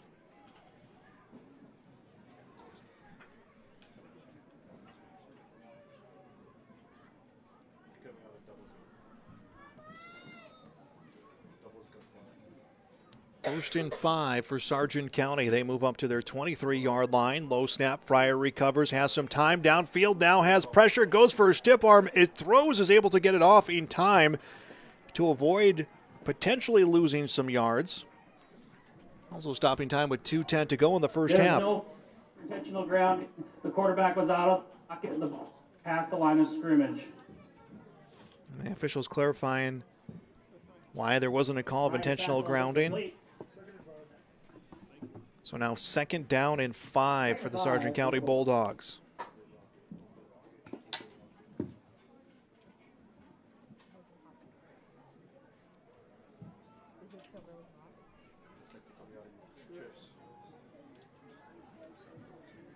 Trips near side for Sargent County. One receiver on the far side. Fryer's pass is bobbled in and out of the hands of Tristan Peterson.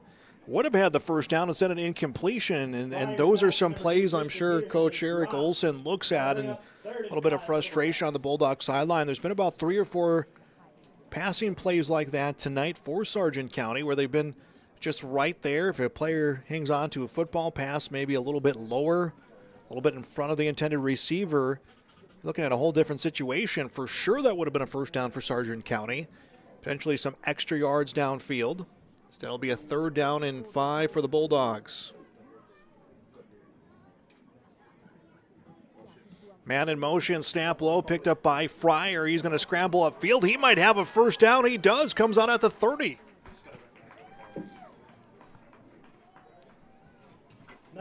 So Fryer turns kind of a botch play into a first down for the Sargent County Bulldogs.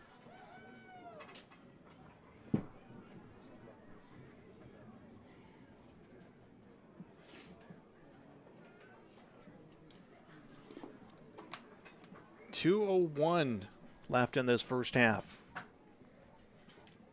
Again, I know there's a whole lot of football left in this game, but a big moment for the Highliners. They can kind of collect themselves mentally after a few miscues and stop Sargent County. You feel a whole lot better going in this locker room after leading 16-0 for much of the second quarter. Pass up the middle, incomplete.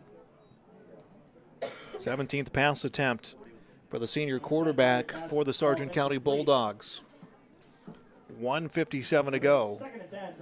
2nd and 10 for the Bulldogs.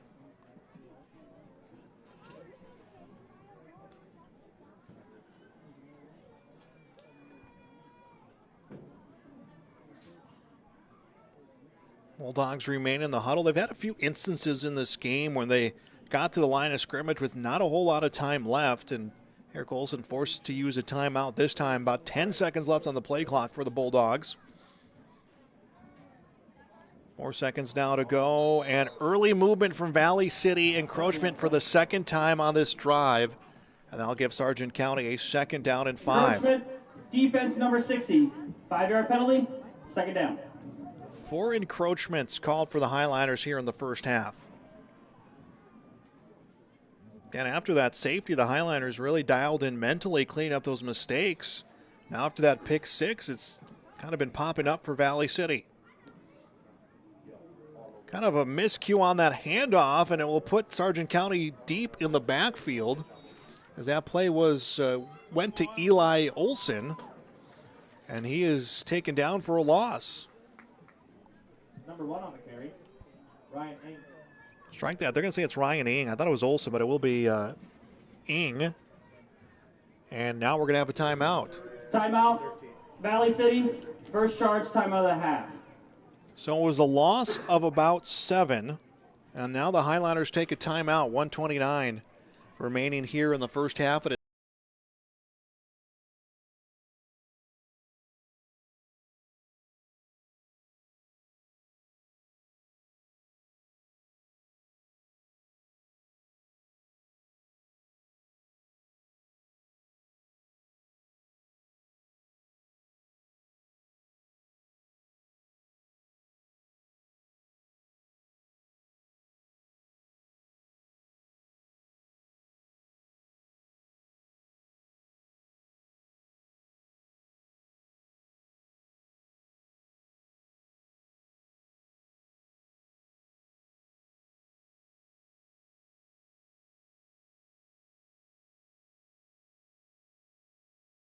Third and long, Highliner fans, let's make some noise.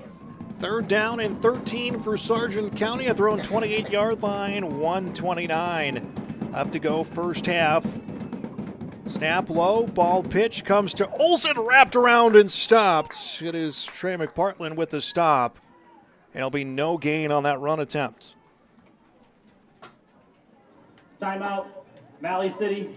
Their second charge, timeout of the half. 4th and 13.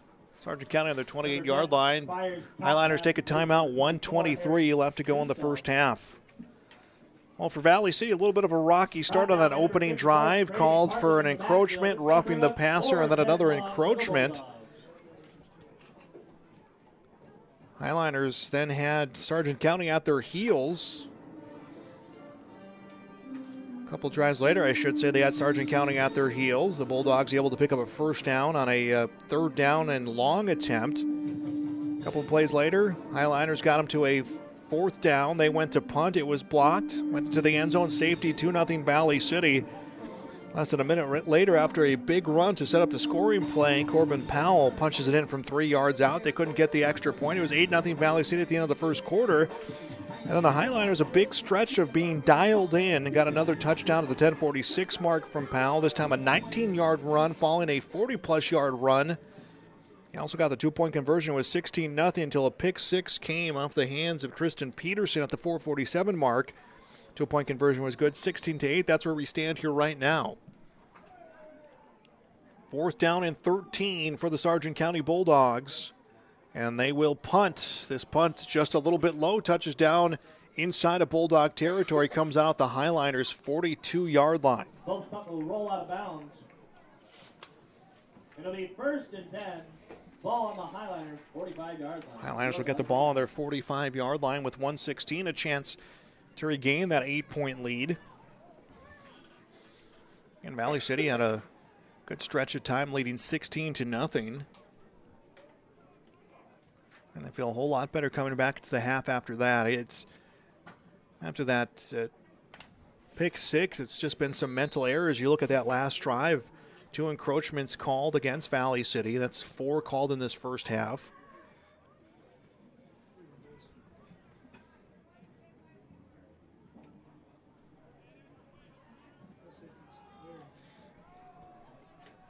Krewald goes to the play, waits for the snap, comes down with it, comes to Powell, run towards the near side, has some good blocking, pulls an extra move, and is stopped at the 50-yard line.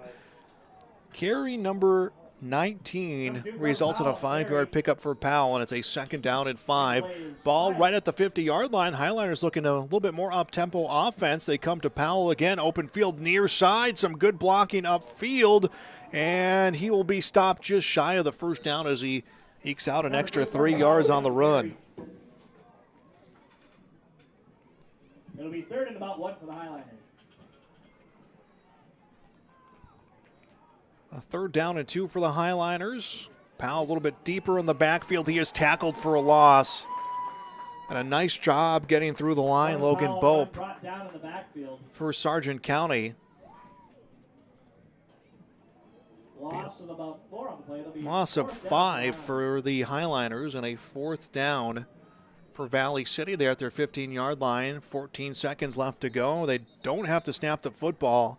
Eric Olson aware of that. He'll take a timeout for the Sargent County Bulldogs. So timeout comes. That's the last one for Sargent County with exactly 10 seconds left to go in the first half. Their 3rd and final. Coming off the half, we'll get our unofficial stats for this contest, break down what got us here, and what to look forward to in the second half for the Highliners. Second home game of the season, and again, we knew we were off to a great start, and we didn't have a long delay that put a 9 o'clock start time. Started right on time here, and things have just kind of been rolling ever since. Joel Morgan filling in for Paul McDonald on the Highliner Activity Network. My first time getting a broadcast on the relatively new Highliner Activity Network. So always appreciative of this opportunity to come back out here to Valley City. A lot of fond memories of Highliner football, Valley City State Vikings football, as well as all the other sports around there. Always good to be welcomed back into a community like Valley City. So again, appreciative of this opportunity and hoping it ends with the first victory of the year for the Highliners, as they will break the huddle from their sideline and come out here. Clock says 12 seconds to go in the half. So 12 to go in the half. 4th down and 7 for Valley City. They will punt to end this half. So now it'll come down to what special teams can do. Punt comes off. Will roll and comes to about the 11-yard line. And we're stopped with 2 seconds to go, and Sargent County will have a chance for one play. Corbin Powell's punt will be down at the Bulldog 10-yard line. It'll be 1st and 10 for Sargent County. So 1st and 10 Sargent County, ball at their 11-yard line. And you would think that maybe playing it a little bit safe for the Bulldogs.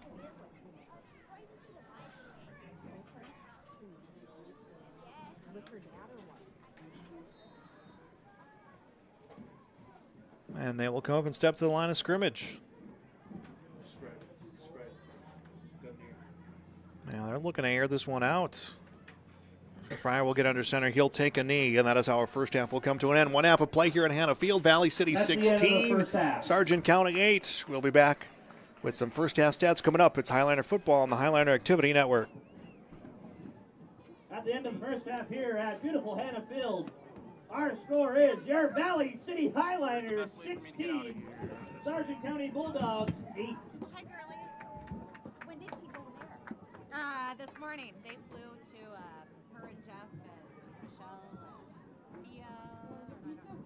Yeah, they flew this morning to Nashville to look at the Varsity. Oh, and how long are they there for? We come back Sunday. Okay. Whatever. Yeah. Whatever.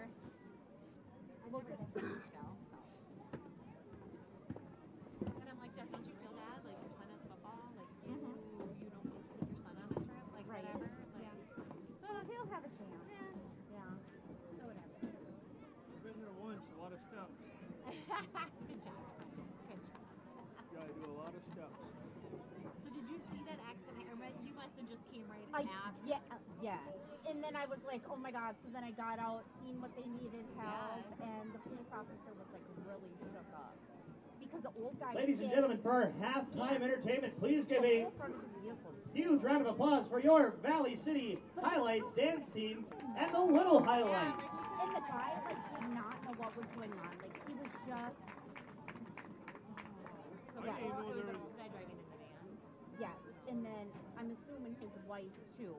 And maybe she was hurting, but like I don't know if it was just like his agent didn't know what was going on, or if he hit his head, or. But I was like, oh, I'll take everything off the road, you know, I don't know what I should do. Yeah. Jesus, and I was like, for the patrolman to be way down here. I know, right. Like, Yeah. I didn't know if like if he was in a hurry, like trying to get somewhere. Right. That happens. Right. Where's Liddy? She's all about She went to the park to see if there was somebody to play with. Yeah, her gymnastic camp starts next Saturday. Is she not doing that big 6-straight tournament then? Oh, I guess I didn't even. I knew she had a tournament, so she'll probably miss that day of gymnastics. Oh. Yeah. And I'm not sure what time her. I feel like hers is like later in the evening. I don't know. I'll have to look.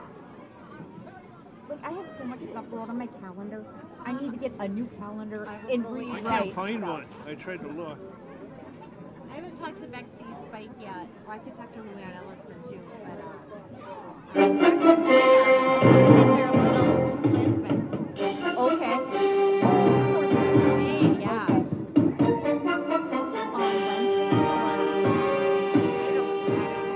I would assume so. Right.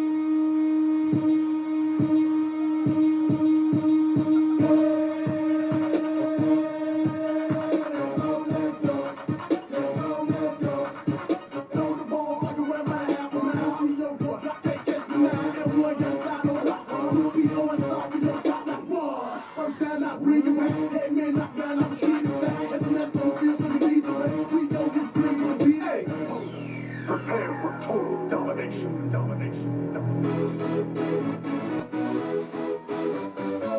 Y'all ready for this?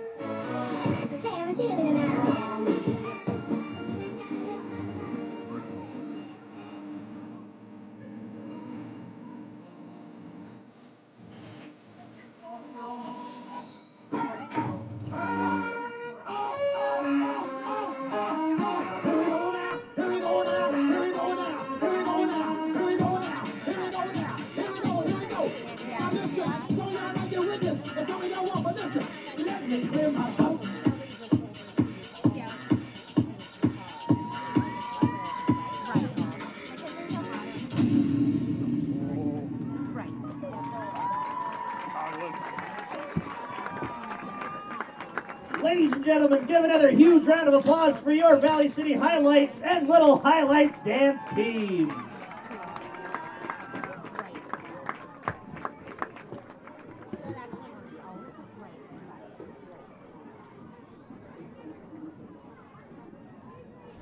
And that was a Highlights dance team performing here at the half, and a lot of reasons to celebrate so far in this game. 6-8 Valley City leading Sargent County. Thanks for joining us here on the Highliner Activity Network. Let's get our first half scoring summary for this game. It was special teams that got the first points of the year for Valley City. A blocked punt at the 3:16 mark of the first quarter, recovered in the end zone. Highliners will take a 2-0 lead, and then about less than a minute and a half later, Corbin Powell, a 3-yard touchdown run, his first touchdown of the season. The Highliners' first touchdown of the season. 2-point conversion, no good, but 8-0, and that would be the score at the end of the first quarter. And Valley City seemed to be firing on all cylinders. And Powell, a 40-plus yard run, ends in a 19-yard touchdown run, his second score of the season. Oh, and by the way, he runs in the 2-point conversion, 16-0 Valley City. And then the Highliners, a miscue on offense, a pick six brought it to the end zone for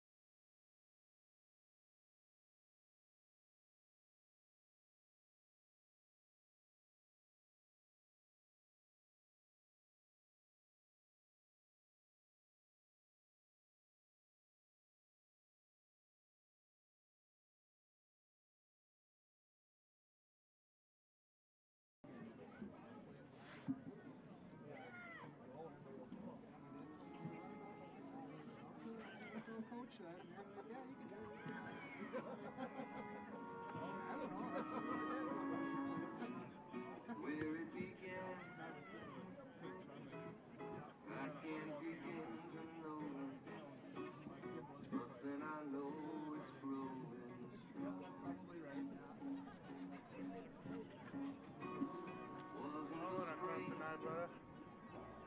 So bad.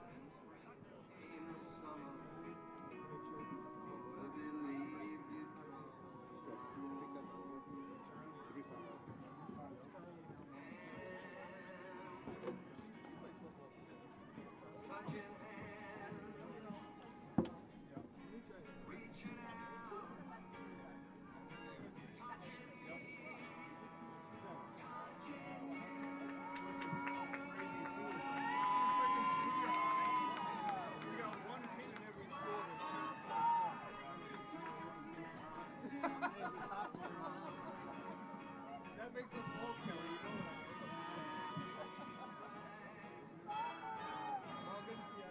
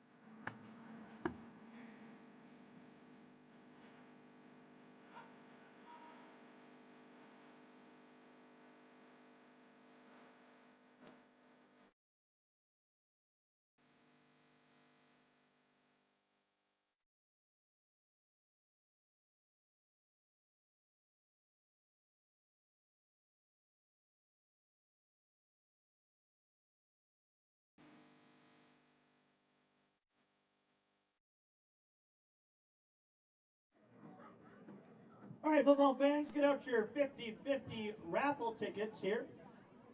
And they'll be the green tickets that were sold here throughout the stadium. Our winning ticket is 777058. Again, winning ticket number is 777058. If you happen to have the winning ticket number, please come up to the press box and claim your $327 prize. And it looks like we got a winner. Come up to the press box up this way. Welcome back to Highliner Football on the Highliner Activity Network. Joel Morgan here on this Friday night. 16-8 Valley City leads. They did win the opening coin toss. The Highliners deferred to the second half, so they'll begin the second half with the football. I know you're leading 16-8, but I think the Highliners happy to have, a clean slate essentially coming in the second half, because after that pick six, it seemed just some of those mental mistakes that they've been battling the first 2 weeks started creeping back in for the Highliners. So to get away with the score being 16-8, I think mentally just a very good reset for the Valley City Highliners as they come out on the field. So do the Sargent County Bulldogs. Highliners next week on the road will take on the Lisbon Broncos, then back home on the 19th to take on Mayport CG. Again, being away from Highliner football for a little bit and coming back and seeing the opponents on their schedule, a little bit of a different look as the Highliners playing Class A football this season. Of course, Sargent County, a team seemingly every time there's been a new cycle, they've moved up, moved down, move up, move down, and they're playing the Highliners here as a kickoff to the far side of the field. And here we go, second half underway. This one down at the 25 will roll out inside of the 20, so the Highliners will begin this drive somewhere around their 18-yard line. And unofficially 170 yards rushing, 2 touchdowns for Corbin Powell for the Highliners, who came into this game with 124 rushing yards, adding on 53 receiving yards. So he's kind of been the do-all guy here for the Highliners so far this season. Coach Chad Smith counting on one of his seniors to come up big for his team. Ball will be spotted at the Highliners' 35-yard line. That was a little bit deeper inside their end zone, but it will be at the 35. So 1st and 10, Valley City at their 35. Powell deep in the backfield, 2 receivers far side, 1 at the near side. Krewald gets the snap, handoff. Comes to Powell, a good stiff arm, another stiff arm, keeps going to the 40, down at the 42-yard line. Number 2, Corbin Powell on the carry. As soon as he got that arm out, the defenders stood no chance. A pickup of 6 yards and a 2nd down and 4 for the Highliners. So some big pickup for Powell. Carry number 22 unofficially by my count as 2 near side receivers, 1 again in the far side. Hand off to Powell. Move towards the left, 1st down, keeps going to the 40, down at the 35-yard line. Number 2, Freight Train, Corbin Powell on the carry. Another run of 20-plus yards for Powell and the first down of the half for Valley City. 1st and 10 at the 37 of the Sargent County Bulldogs. Of course, a quick start for Valley City. Quick trip to the end zone here to start the second half will kind of ease those mental mistakes for Valley City. 1st and 10 at the 37. Powell again moved towards the left side and down at the 30. I think they'll spot him back maybe a yard or 2, but a pickup of at least 5 yards. And a 2nd down for the Highliners. 5 on the play will be 2nd and 5 for your Highliners. 2nd and 5 for the Highliners. Ball about the 32-yard line. Highliners looking for the first win of the year, first win in the region, first win at home this year. A lot of firsts potentially on the table for Valley City. 2nd and 5 at the 32. Quick pass attempt. This one into the hands of the tender receiver downfield, and it should be a 1st down. Greenwald's pass is complete to number 23, Caleb McLaughlin. McLaughlin The play will be another Highliner with the completion touchdown from Krewald and a 1st down for the Highliners. Their 2nd 1st down of this drive. 2nd 1st down of the half as they're marching upfield. 10-13 to go. Quarter number 3 just underway. 1st down and 10 at the 25 of Sargent County. Greenwald looking upfield. Hand off to Powell. Runs to the outside. A stiff arm cuts up the middle, and that extra move will get him some yards as he's at the 15. Far sideline. End zone. Is it a touchdown? And he is just shy.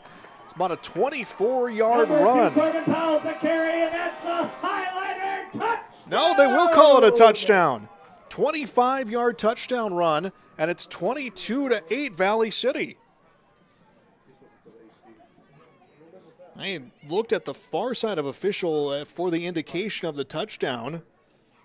So that's my fault there, looking at the wrong official, but Powell, touchdown number 3 of the game, a 25-yard run, and 22-8 Valley City.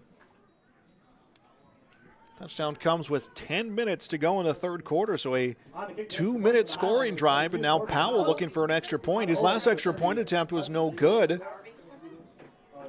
It's a botched snap that he tried to run into the end zone, and he came up close to getting it. This time this kick will come up shy. I'm not sure if it touched the hand of the Bulldog, but the kick attempt no good. But the Highliners do add 6 more to their lead. They lead 22-8. Sargent County looks to answer back when we return. This is Highliner football on the Highliner Activity Network.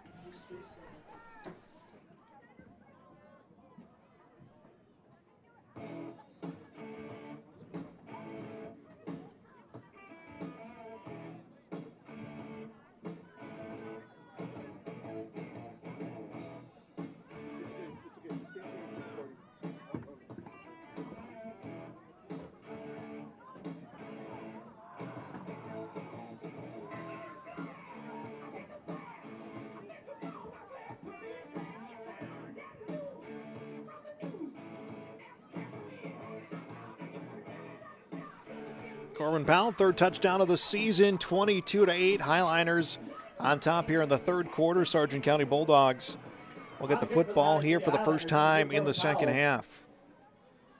Back to return for the Bulldogs, number 1, Ryan Eng. Ryan Eng will return the kickoff. We're going to get some points back for Sargent County. Ball will be picked up at the 15-yard line. Chase Fry looking to get the return. He's got some big yards for Sargent County before being forced out at the 44-yard line. Number 16. A strikeout. That's Hans Hansen, the freshman, on the return, and a big return for the Sargent County Bulldogs. First and 10 Bulldogs at about their 44-yard line. Trying to respond back to Powell's third touchdown of the season, third touchdown of the game. Bulldogs looking for their first win of the year, first region win and first road win. They lost week 1, scoring only 6 points against Park River, losing 38-6 last week. Not able to move the ball well, losing 14-0 to Carrington. Second home game of the year for Sargent County next week against Northern Cass. 2 far side receiver, 1 near side receiver, first and 10. Sargent County at their 44-yard line. Pass attempt toward the flat, incomplete.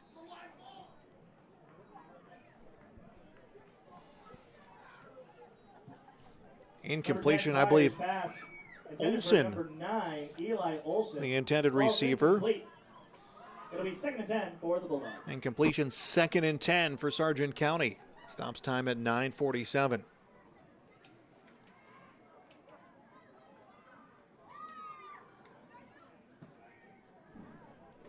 Bulldogs last year 4-4, made a trip to the 9-man playoffs. So 53-0 loss to Lemoore Litchfield Marion to end their season. See what they do here on a 2nd down and 10. Fryer goes to throw, and this one knocked away. It is Trey McPartland who got a hand on the football, and incompletion. 2nd block pass by the Highliners. So 2 blocked pass attempts and a blocked extra point. Blocked a punt attempt for the Highliners. 9:43 left in this third quarter. Stay tuned after this one. We'll get a chance to talk to head coach Chad Smith. We'll break down this Highliner performance, which still a whole lot of football left. Not going to say one way or another right now. Sargent County looking for that spark. Fryer pump fakes, looks downfield, and it is brought down in the backfield by Jack Dieterle.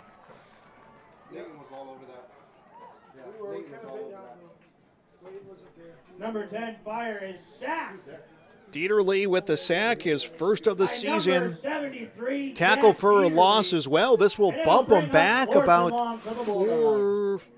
about 6 yards inside the 40. Nice job by the senior Dieterle to get through the line and make the play. Sargent County no choice here but to punt. Pope does the punting. Ball touches down at the 35-yard line. Highliners looking to return. Ball gets bobbled. Who has control? It's Sargent County. Fumble on the punt, and it's the Bulldogs football. They get it with 8:51 left to go in the third quarter. Fumble on the play recovered by Sargent County. Zach first down. For an injured offensive player. The ruling on the field is that the kick was touched by the receiving team, recovered by the kicking team. First down.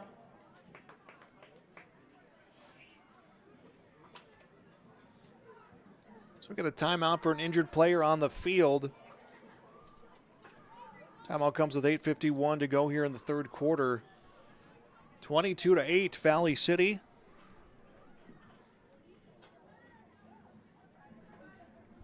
Hopefully nothing too serious for the Sargent County Bulldogs. Go back to your room.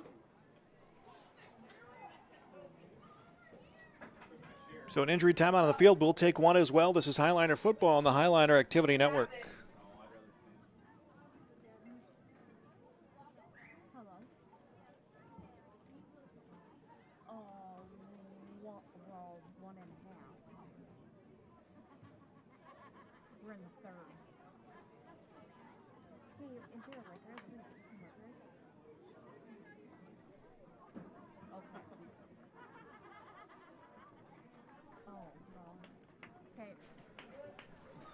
And we are back on the Highliner Activity Network. That injured Sargent County player back on the sideline.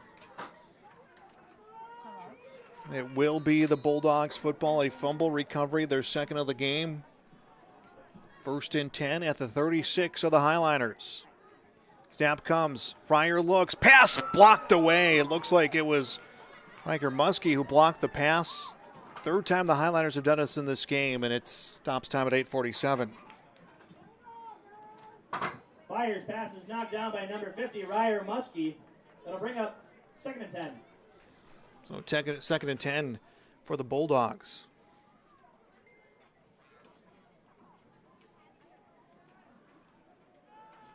So Sargent County again getting this opportunity after punting, and Highliners missed playing it, and they were able to get the fumble recovery. So 2 fumble recoveries in the game. Interception. That became a pick 6. It's so far the only points for the Bulldogs. It's trips near side, one receiver far side. Fryer waits the snap. Looks, throws completed on the far sideline. Will they extend it more than just the 3 yards? Highliners defense will stop them, but a pickup nonetheless of positive yards for Sargent County.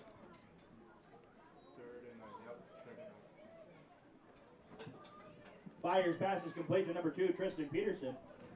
Tristan Peterson with the catch. Pickup of 3 yards. On the tackle. That'll bring up 3rd and long. Strike that. That went back to the line of scrimmage. So no gain on that completion and a 3rd down. Sargent County at the 35-yard line. Snap high, rolling out. Fryer looking downfield, decides to run it himself, and he'll gain about 5, upended at the 30-yard line, so pick up of 5.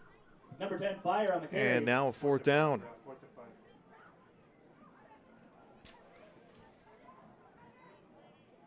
It'll be about 4th and 5 for the Bulldogs.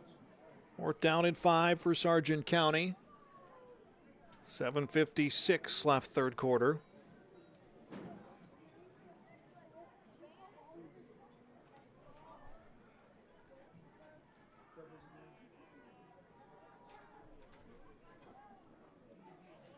One receiver out on either side.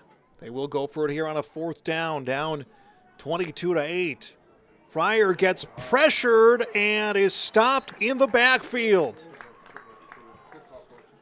Dieterle got his hand on him. The rest of the defense came and assisted. A turnover on down. The Highliners will have the football somewhere around the 40-yard line. Result of the play will be a turnover on downs. 1st down, Highliners.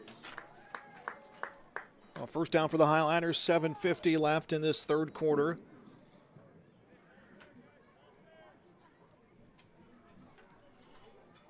Ball will be put at the 37-yard line.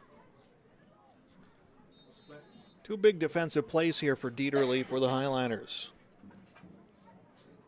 6'7" senior had a sack and then had that big play right there as well. 10 seconds on the play clock. Highliners breaking the huddle, coming to the line of scrimmage.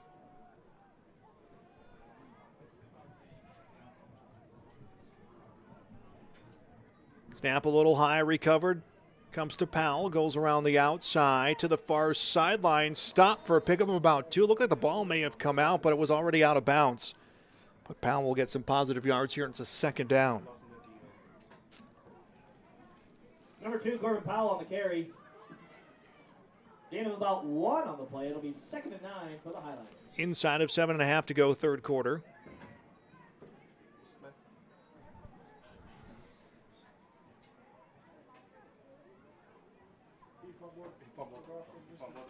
McLaughlin missed his block. He was blocking the DN. 2 near side receiver, 1 far side. 2nd and 9 at the 36 for Valley City. Snap to Krewald will come to Powell again.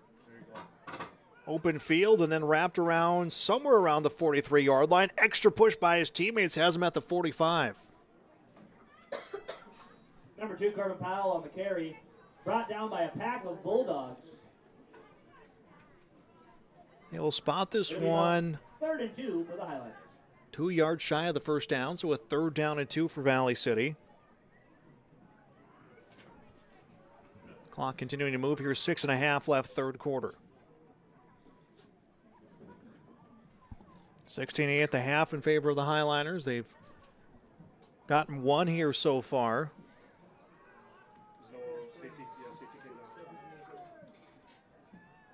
Snap a little high. Handoff comes to Powell. First down and then some as he's stopped at the 46. No, make that the 44-yard line. Number 2, Corbin Powell on the carry. Result of the play will be a Highliner. First down. 3 first downs by my count this half for Valley City. And all 3 touchdowns for the Highliners coming from Powell. Also has a 2-point conversion. The other points coming on a safety.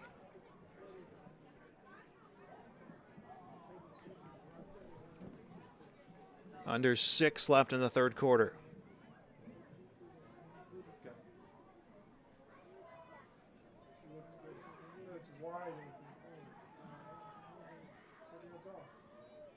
Pass upfield. This one connecting for about a pickup of 5. Krewald's pass is complete to number 23, Caleb McLaughlin. McLaughlin, his second catch of the game. 4 on the play. It'll be 2nd and 6. And pickup of 5, second down and 5.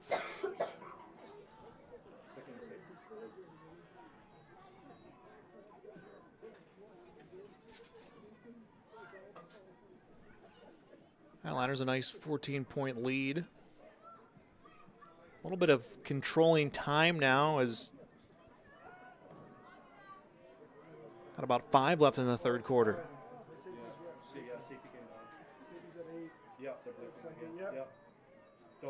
Quick pass attempt, and this one may have been tipped by Tristan Peterson. Either way, it's an incompletion. Stops time at 4:50 left in the third quarter. Krewald's pass to number 23, Caleb McLaughlin, falls incomplete. It'll be 3rd and 6 for the Highliners. The 3rd down and 6 for the Highliners. Krewald getting the play from the sideline.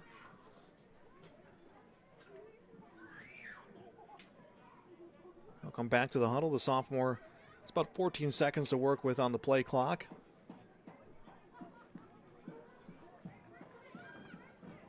Highliners to the line of scrimmage at their own 41. Strike that at Sargent County's 41.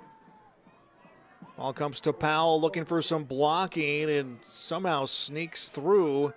That is stopped at the 38-yard line. Corbin Powell on the carry. Gain of about 2 on the play. 29 carries for Powell in this game. The Highliners knowing that they can control time as much as they need, even though we are in this third quarter.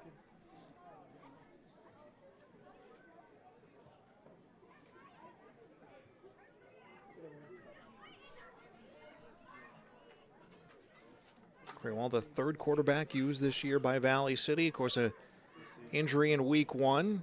Kind of throwing off some of those quarterback plans this year. 2 near side receiver, 1 far side. Inside of 4 to play. Snap just in time. Here comes the pass. Incomplete. Highliners not on the same page on that passing play, and now looking at a 4th down. Intended for number 24, Ty Cordy. And strike that was a turnover on downs. It'll be 1st and 10 for the Bulldogs. So 1st and 10 for Sargent County. Under 4 to play 3rd quarter.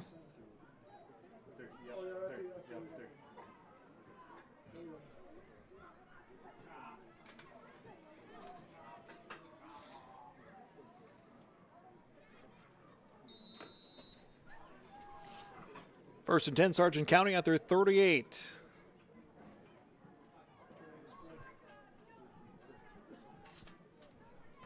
Chase Fryer, the senior, will line up to his right side. Ryan Ing. Ing towards the flat. Pass to Ing will connect with him, and he is greeted by a Highliner defender right there at the line of scrimmage, so it is a completion.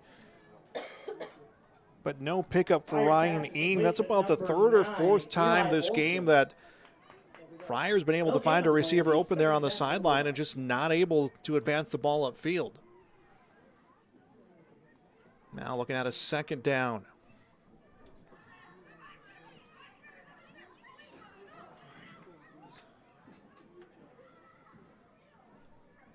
.3:19 in counting in the 3rd quarter. And it was 8-0 at the end of the 1st quarter in favor of Valley City. 16-8 Highliners at the half. Now 22-8. Valley City has led the entirety of this game as Ing set in motion to the far sideline. Fryer looks to pass and is knocked down in the backfield. Wasn't the sharpest hit, but enough to get Fryer on the ground. Number 10 Fryer is sacked by number 70 Boston Larson. It's Boston Larson with the sack. 2nd time he's been sacked in the game. And 3rd down in the long for Sargent County. Under 3 to go 3rd quarter.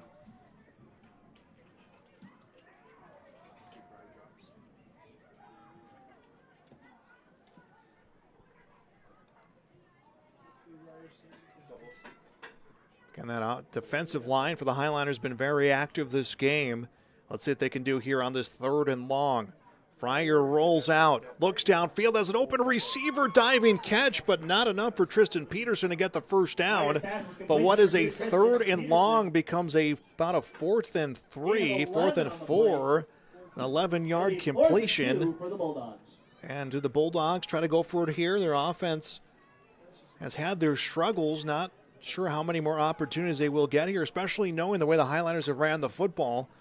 That's potentially the plan for Coach Chad Smith into the 4th quarter, is to just run off as much time as they can in this game. It's 4th down. Highliner fans, make some noise. Bulldogs will go for it here. 4th down and 2 at their own 47-yard line. And a flag comes down as Fryer got the snap, and judging by his reaction, Sargent County is going to be moved back. Yeah, it'll be a false start for Sargent County. And again, looking at time here, 1.5 left in the 3rd quarter, looking at how well Valley City has been running the football.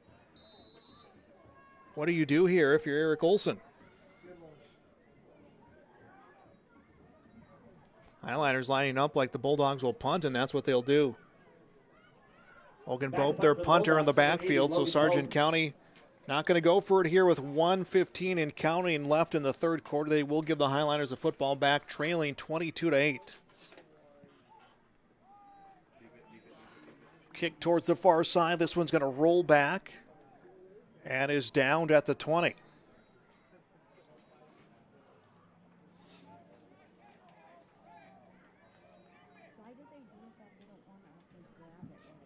Punt will be down at the so 57 seconds remaining, 3rd quarter. For your Highliners. And as a reminder, folks, help support your Valley Highliners on the road next week against Lisbon. Broncos, a team they haven't played in a few seasons. There was always that rivalry matchup between Valley City and Lisbon, so a new rivalry renewed between these two teams. And then back at home the 19th against Mayport. Back-to-back road games, Hillsborough Central Valley, EEK after that.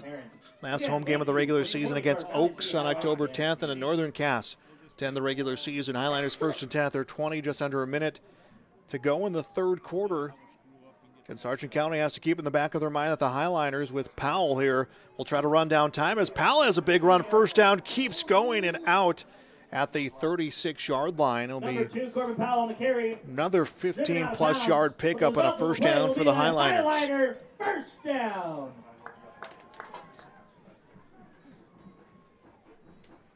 Every second, every minute seeming to matter that much more now if you're Sargent County. Rocky start to this game for the Highliners. 2 encroachments, a roughing the passer called on the opening drive for Sargent County. They're able to get the ball back from the Bulldogs. They had a fumble of their own, did the Highliners. It was a block punt that sparked their offense.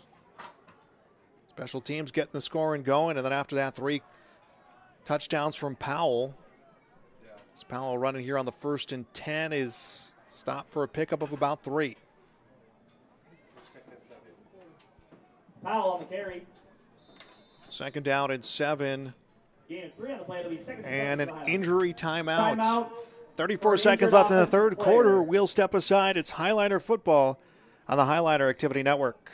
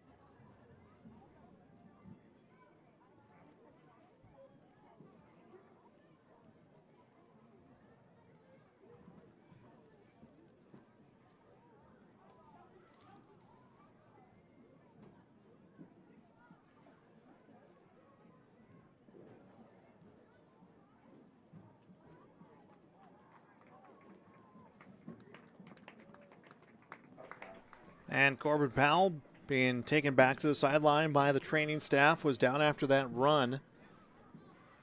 Had a 3-yard pickup and then a little slow to get up, and now able to walk back to the sideline. Highliners will get their offense back out on the field. They lead 22-8.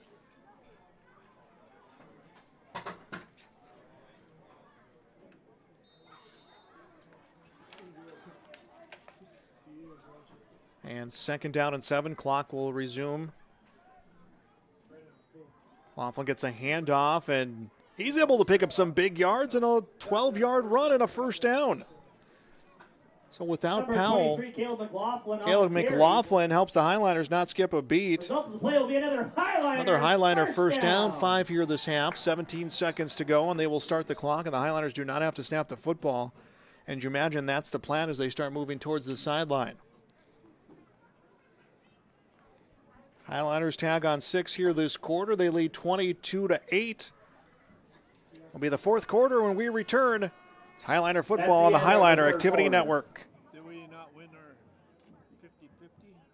At the end of 3 quarters here at Hannah Field, our score here is your Valley City Highliners 22, Sargent County Bulldogs 8.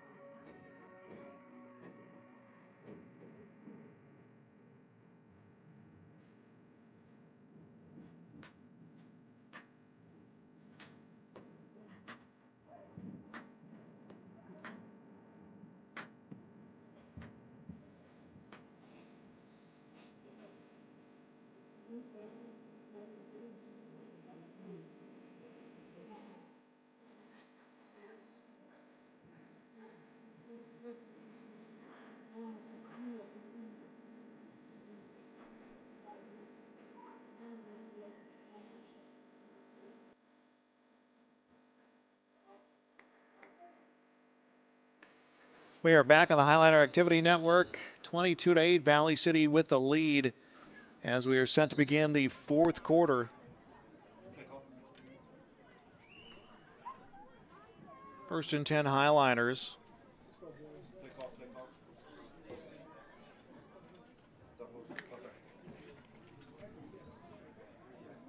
Corbin Powell has not returned out to the field after injury on that run, but McLaughlin picking up where he left off. He'll get 4 on that run. Number 23, Caleb McLaughlin on the carry. McLaughlin, 2 carries, 15 yards. 3 on the play. It'll be 2nd and 7 for the Highliners. And 2nd down for the Highliners.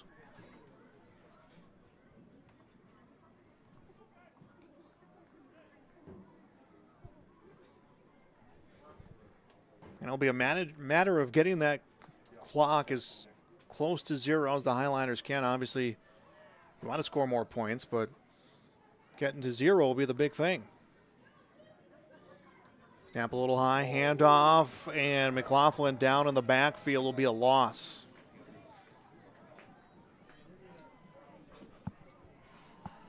Number 23, Caleb McLaughlin on the carry. 3rd and 13.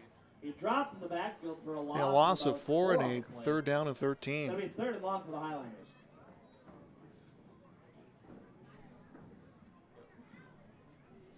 Inside of 11 left to play in this game. Again, Highliners looking to get win number 1.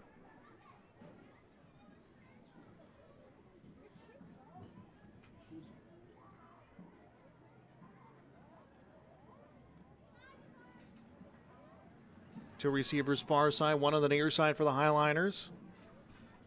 Snap comes, McLaughlin the handoff.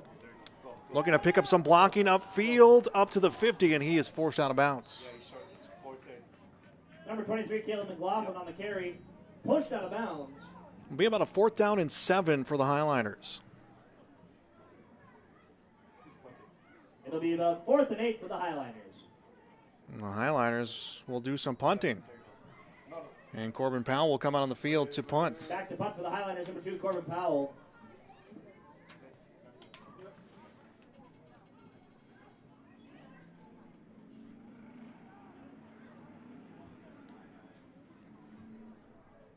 Here comes the snap, the punt. Be caught at about the 16-yard line. Sargent County looking to pick up some yards. It'll be a short pickup. They'll start this drive at about their 24. Number 1, Ryan Ing on the return. That's Ryan Ing on the return attempt.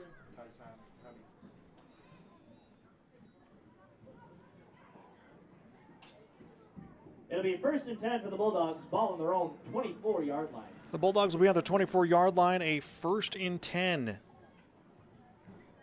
And only points for Sargent County coming on the defensive side of the football. It was Tristan Peterson with the pick 6. That was back in quarter number 3 at the 4:47 mark. Sargent County has not been able to add any points since then. Pair of receivers out on either side for Trace Fryer, the senior quarterback. They'll set a man in motion. Fryer passes far side. It is caught. Tristan Peterson makes the catch, and we'll get a pickup of about 4.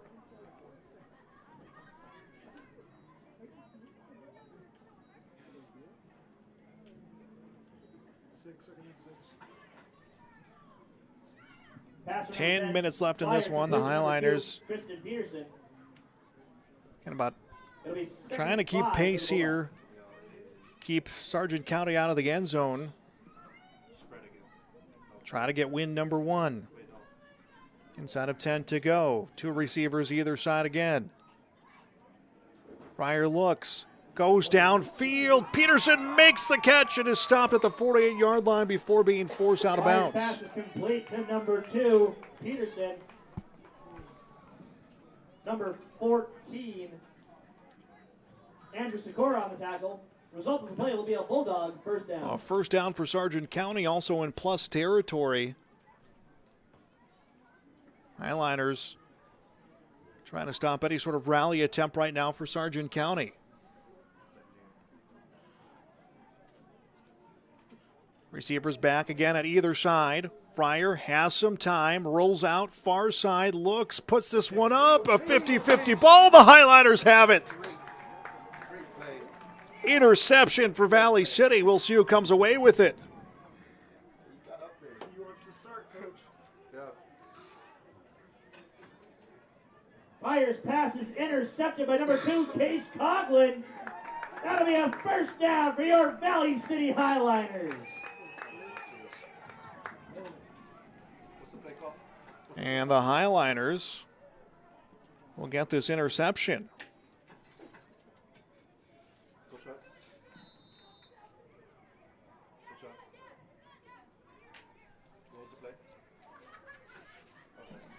Highliners offense out here on the field.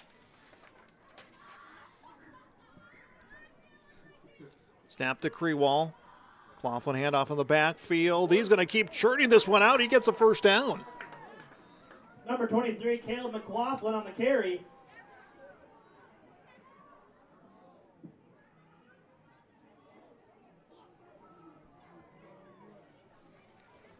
It'll be 2nd and inches for the Highliners.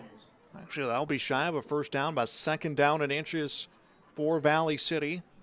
And every second matters right now. If you're Sargent County, the Highliners well aware of their lead and the time they need to get off the clock. They're going to take every second they can as they break the huddle.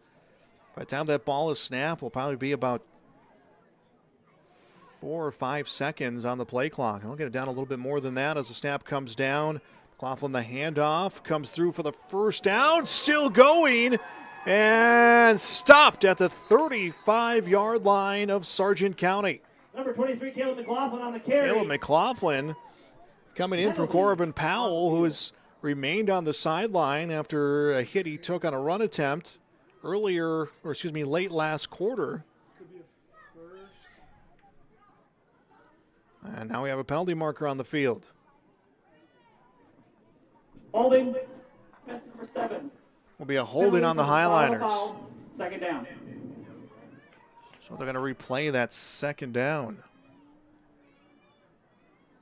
It was a big run, things going for the Highliners, and now they're going to be bumped back.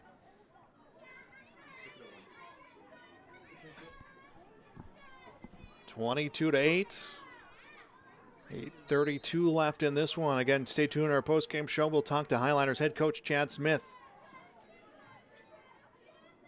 One far side receiver, 2 near side for the sophomore quarterback Hudson Crewald. Snap, handoff McLaughlin with the football, bumps into his blocker, keeps going, and he will have a first down. So not as deep as that last first down run that was called back because of the penalty, but a first down nonetheless. Result of the play will be another Highliner first down.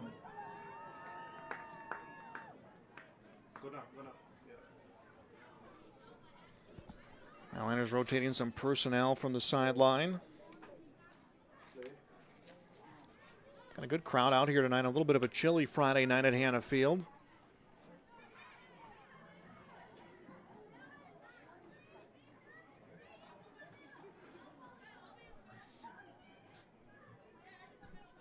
Supposed to be off the line. Claflin, another handoff and a big run up the middle and 11-yard pickup. He has, again, kept this offense churning. First down for the Highliners. Number 23, McLaughlin on the carry. The result of the play will be seemingly every run that he's had has been 10-plus yards.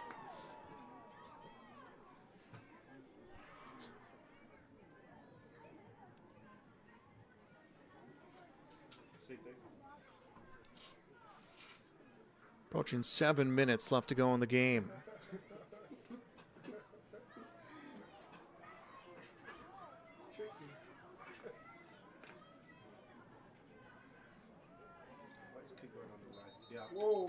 And snap came high, but there was a whistle before that.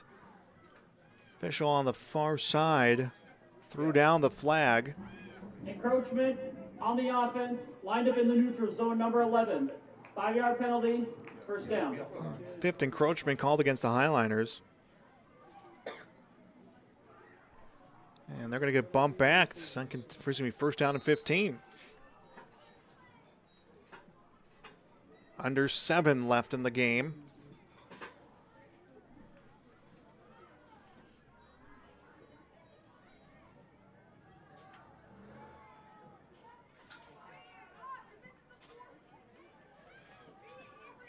McLaughlin the handoff, up the middle, will make up those lost yards, comes to the near side, will get a first down, still going, and stopped at the 21-yard line.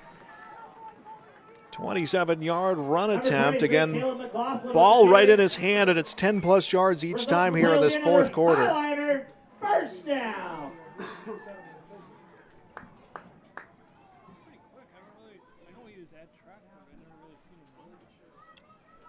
6:15 now left in the game. And even out their top running back, McLaughlin has filled in well and is continuing to put the ball upfield for the Highliners.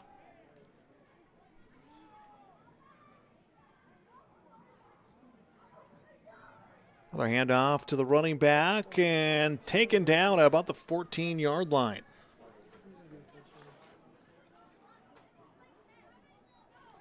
Number 23, McLaughlin on the carry. Senior running back has just moved that ball upfield. Second and 3 for the Highliners. Be a 2nd down and 3 for the Highliners.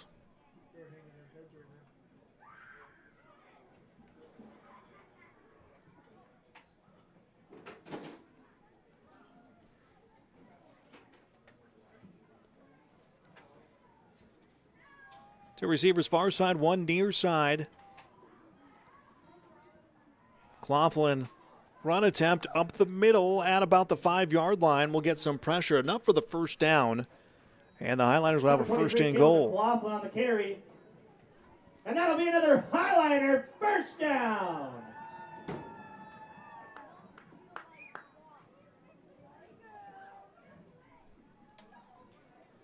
Approaching 5 minutes now left in the game. It's Corbin Powell, all 3 touchdowns in this game for the Highliners. Let's see if McLaughlin can continue the trend of the running back finding the end zone. Highliners looking to spread things out just a little bit here. It's 2 receivers far side, 1 near side. Snap to Krewald, had it to McLaughlin. He is up the middle, puts his head down at about the 1-yard line. I don't think he'll get the push he needs, but he is a few yards closer to finding the end zone for the Highliners. It'll be 2nd and goal, ball on the 1-yard line. Ball on the 1-yard line, 2nd and goal for the Highliners.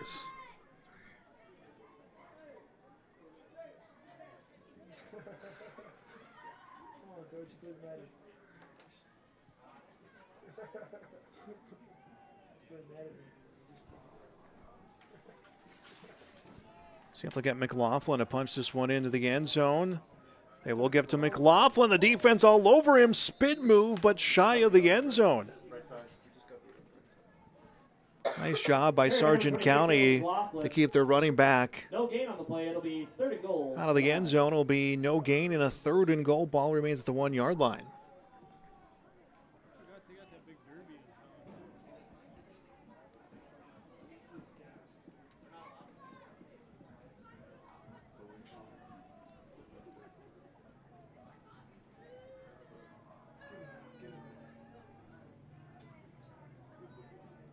McLaughlin handoff again, move towards the right side, dives into the end zone, touchdown.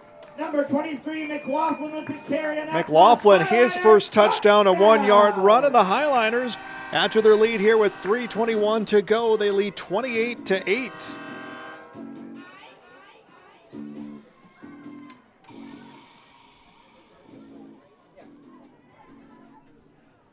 Two-point attempt upcoming for Valley City.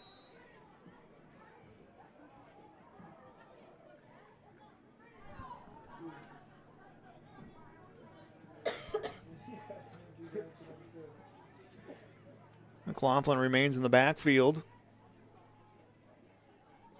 Grewald snap comes to McLaughlin into the end zone. 2-point run looks good from here. It is. McLaughlin will run in the 2 points. The 2-point conversion is good, and with 3:21 remaining, and it will be 30-8 Highliners. 3:21 left to play. Sargent County Bulldogs will have the football, and we return. This is Highliner football on the Highliner Activity Network.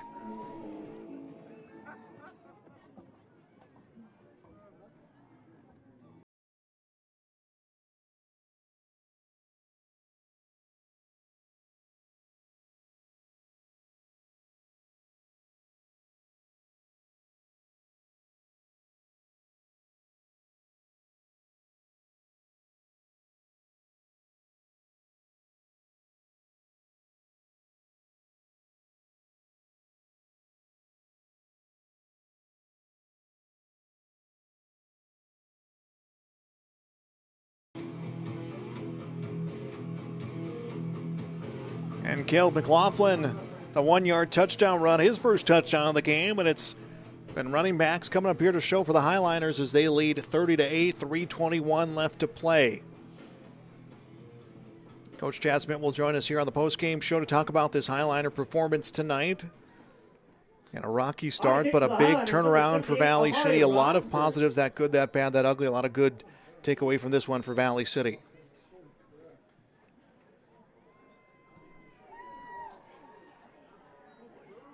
Here comes the Bulldogs on the return attempt.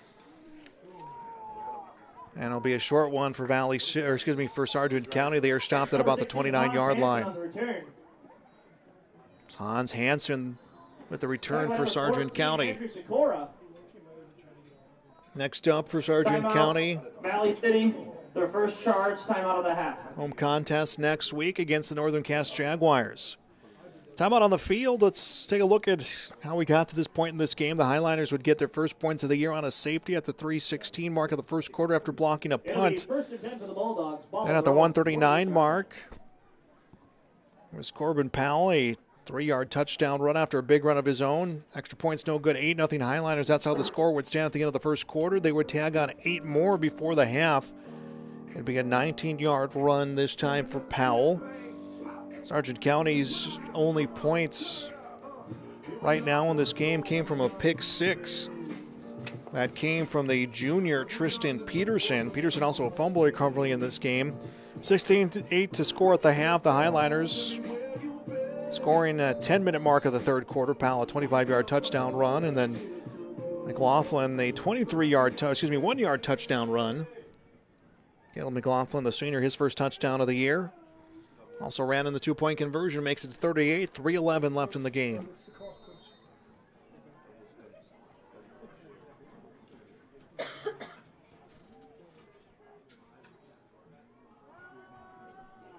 Bulldogs trying to run the football here to try to get something going in their offense. So the Highliners 1-2 on the year, 1-0 in the region. Sargent County falling to 0-3 on the year, 0-1 in the region. Under 3 minutes left to play. Number 64, Cale Van Paul Dietz on the tackle. It'll be second and about 8 for the Bulldogs.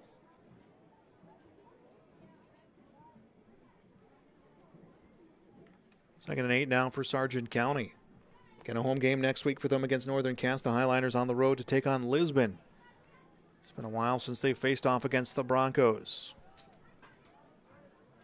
Under 2.5 left to play in this game. Man in motion for Sargent County. And they have some of their younger players out there on the field as it's a big run to the near sideline. Nasa Nagowski will get some big yards for Sargent County and a first down. 2:08 left to play. Dawson Nagowski on the carry.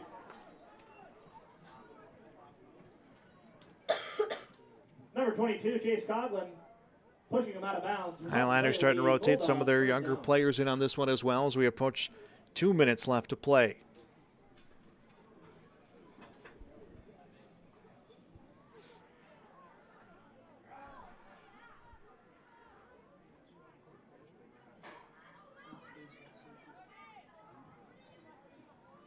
High snap, handoff. Bulldogs may get another first down out of this one. Eli Olson with the big run, and he is taken down somewhere around the 30-yard line. Another first down for Sargent County. Brought down by number 22, Chase Coughlin. Result of the play will be another Bulldog first down. The first down for Sargent County. Under 2 left to play.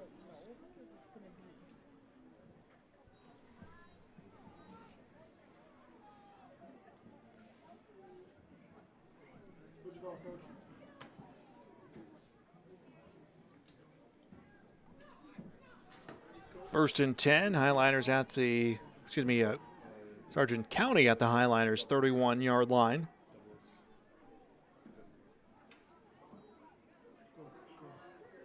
Nagowski with the run on the near side and upended and stopped at about the 32-yard line. Number 34, Dawson Nagowski on the keeper. Tegan Cleveguard, the freshman, making the tackle. 11, Tegan Cleveguard on the tackle. And we now approach about a minute left to play. Big win here for the Highliners. First win Coach Chad Smith. First win this year for the Highliners. Of course, Sargent County going to try to make the most of that 50 seconds and counting of this game.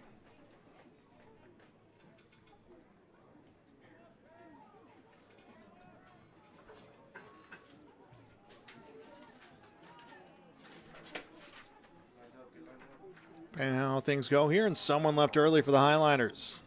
Penalty on the play.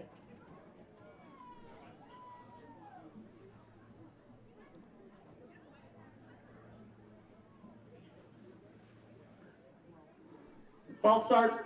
Offense number 666. It'll be at Sargent County. They'll be called for the false start. So they're going to lose some yards here on the second down.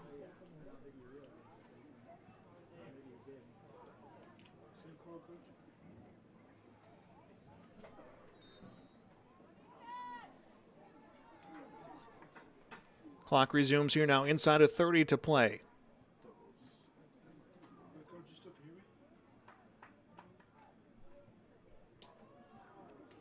Handoff, run attempt. Olsen in the backfield. He is stopped at the 40. And we now have about 10 to play. And I would imagine we're just going to run down this time here as a score just about to become final. Brought down by number 60, Alexander Russell, as well as number 22, Chase Coughlin. And our score will be final, 30-8, a win for the Highliners, win number 1. And that's your ball game, Highliners. Region win number 1, and a big one here at Hannah Field. We're going to step aside here. We'll try to get you the scoring summary of this game and talk to head coach Chad Smith when we return. This is Highliner football on the Highliner Activity Network. As they will take on the Lisbon Broncos. Again, thank you for coming out tonight and have safe travels.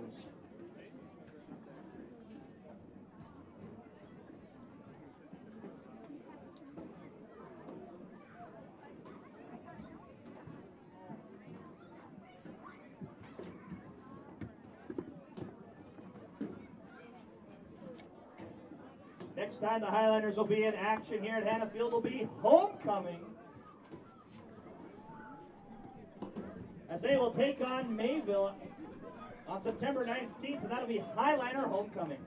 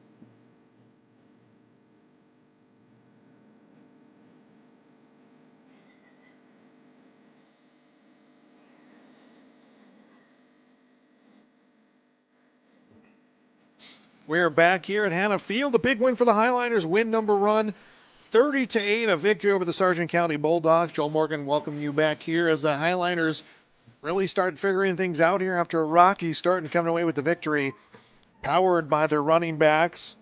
As 4 touchdowns, 3 of them belonging to Corbin Powell, the other one Caleb McLaughlin, able to help the Highliners out here in this victory on Hannah Field. Coach Chad Smith going to join us here at some point in our post game, but for now, we'll get you the scoring summary of this contest. The Highliners won the opening coin toss, elected to kick on defense. They had some struggles against the Sargent County Bulldogs. They were called for encroachment twice. They were called for roughing the passer. They gave Sargent County some life and then kind of started figuring some things out. They blocked a punt attempt. That ended up the end zone. The Highliners got 2 on the safety.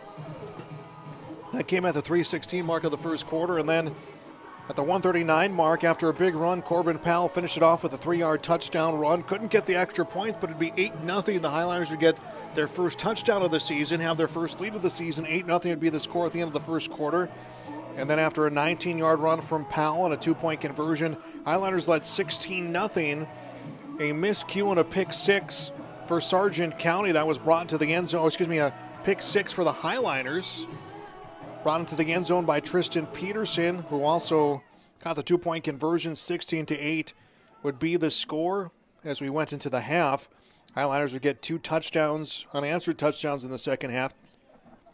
25-yard run by Powell. And then McLaughlin with the 1-yard run after he came in after Powell's injury. And that'd be it as the Highliners would get the win again. 30-8. They are now 1-2 on the year, 1-0 in the region. And get ready to hit the road next week to take on the Lisbon Broncos. We'll have head coach Chad Smith making his way up the bleachers here, talking to us about this victory for the Highliners. Again, 1-2 on the year with a road trip to Lisbon to take on the Broncos coming up next week. As for the Sargent County Bulldogs, they're at home against the Northern Cass Jaguars in a Region 1 matchup. Again, a whole lot of Region 1 football coming up here to continue on here for the Highliners. And Chad Smith joining us here on the post-game show. First off, congratulations. Win number 1 as a head coach for the Highliners. What's that feeling like? Thanks, Joel. Appreciate it. I'm just proud for our boys, right? They've worked their butts off to be able to get to this position. And, you know, we talked at halftime. I think we shot ourselves in the foot, and we talked about that all week, about eliminating penalties and trying to do that. And I think we played a much cleaner second half, which was nice to see. I was going to say, you called it the good, the bad, and the ugly, and we kind of kept that theme going all game. So choose what you want to talk about, the good, the bad, the ugly first. Well, let's get rid of the ugly, right? We don't even want to talk about it anymore. The good was, you know, obviously I think we found our running game between Powell and McLaughlin and did a really good job with that. And then our young guys started showing up and maturing.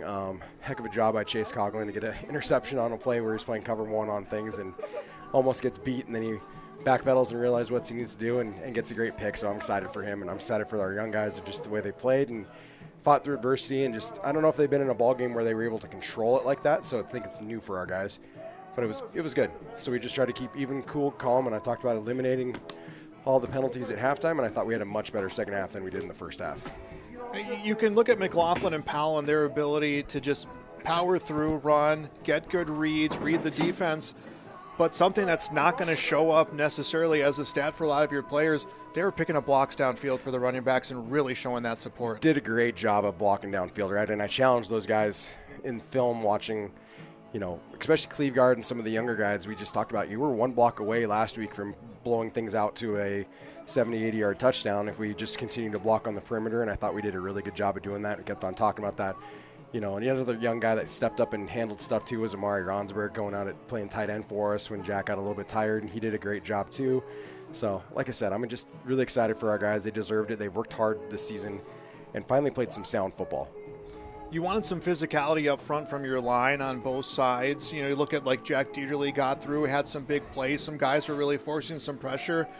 What did you like about your line play, and what are some things you know you're going to be working on this week? Well, again, we still got to continue to work on the snaps. Now, Owen had some tape on his hands, but we've got to continue to get snaps down and where they're supposed to be. But overall, just growing and handling the 4 down in front of us and then picking up linebackers when they blitz. But if not, we got to continue to move the guys downfield. You know, Corbin and Caleb are such different running backs. You know, Corbin's kind of one of those guys that's going to sit and wait till the hole develops and then hit it with full speed, where Caleb is just a straight downhill runner. I mean, he'll just run right through your back. So such a different type of run game when both of them are in. You know, I think it's kind of like a thunder and lightning look for us. So I think we got to continue to utilize both backs at times and not just rely on just Corbin or just rely on Caleb. So continue to grow off that. We're just not very deep, so we got to continue to figure out how do we save ourselves, get some extra reps for younger guys on defense so we don't get tired out on things. How much more fun is a game on Hannah Field when you don't start at 9 o'clock? Much better. I don't know. What time is it right now? Yeah, 9:30. This is great. Maybe I won't stay up till 1 in the morning trying to watch film after a game now. Obviously, first one of the year, you guys overcame a lot of things that you were struggling with the first couple of weeks. How long are you guys going to enjoy this victory, and when is it time to start getting ready for Lisbon? Well, 24 hours, right? We got to get ready for Lisbon starting tomorrow, like just as the coach said. But I told our guys, and I've learned, I think, through a lot of guys and a lot of coaches, that you got to enjoy the victories when they show up, because you don't get very many of them. And we're trying to build a culture, so I want to make sure that we're excited about it. And I told our guys to make sure they're behaving themselves tonight, but enjoy it. Make sure we don't put the brotherhood in any sort of jeopardy about doing something dumb at the night that we don't need to. So, but really excited about what we saw on the field today and continue to grow and get to play a Lisbon team that is going to battle with us and see if we can go down there and get a W again. I was going to say, I know you've been focused obviously on this week's Sargent County, but kind of imagine you did a little bit maybe looking ahead at Lisbon. What do you expect about the Broncos just early on? You know, I think they graduated a lot from the team that they had last year. They were pretty talented. I know they lost to Botno and who did they play? I think Grafton the first week. I think they played Grafton. I don't know what they did tonight, obviously, because I haven't been able to look at the scoreboard yet. But, you know, I think now that we're in Region 1 play, I think we got an opportunity to continue to grow and put ourselves in a good position to possibly be in a playoff type team. I think we have the talent to do that. I think it was kind of tough to see that because you're playing two teams that are, you know, probably number 1 and 2 or 3 in the state at least, you know, and so that's tough when you got to take those tough lessons from those type of teams right away early. But just glad of the fortitude for our guys to just continue to push through things and talk about the little things about, like I said, against Langdon. I just thought we shot ourselves in the foot, and we did it a lot in the first half of this game too. You know, I think we had, I don't know if we have 5 or 6 penalties in the first half.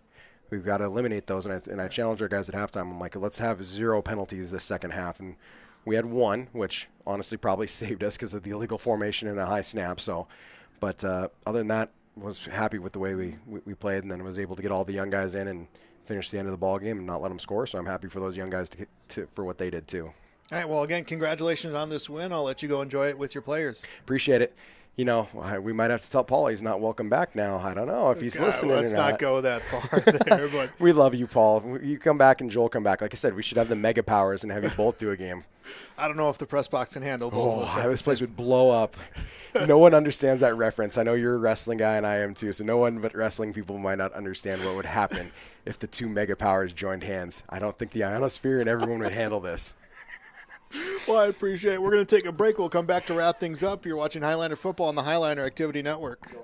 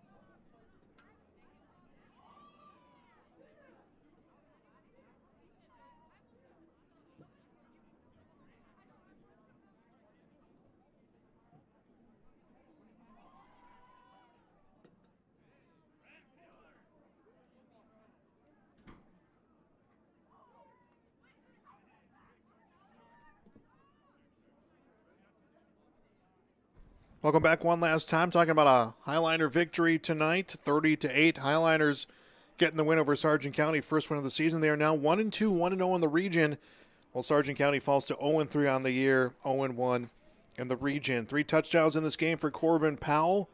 One touchdown coming in this game for Caleb McLaughlin, and the Highliners again getting a victory here tonight, and a big one at Hannah Field. Next up for Sargent County, they'll be at home next week to take on the Northern Cass Jaguars. Again, appreciate my opportunity to come out here and broadcast Highliner football again.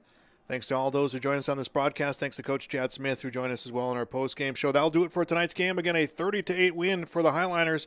You've been watching Highliner football on the Highliner Activity Network.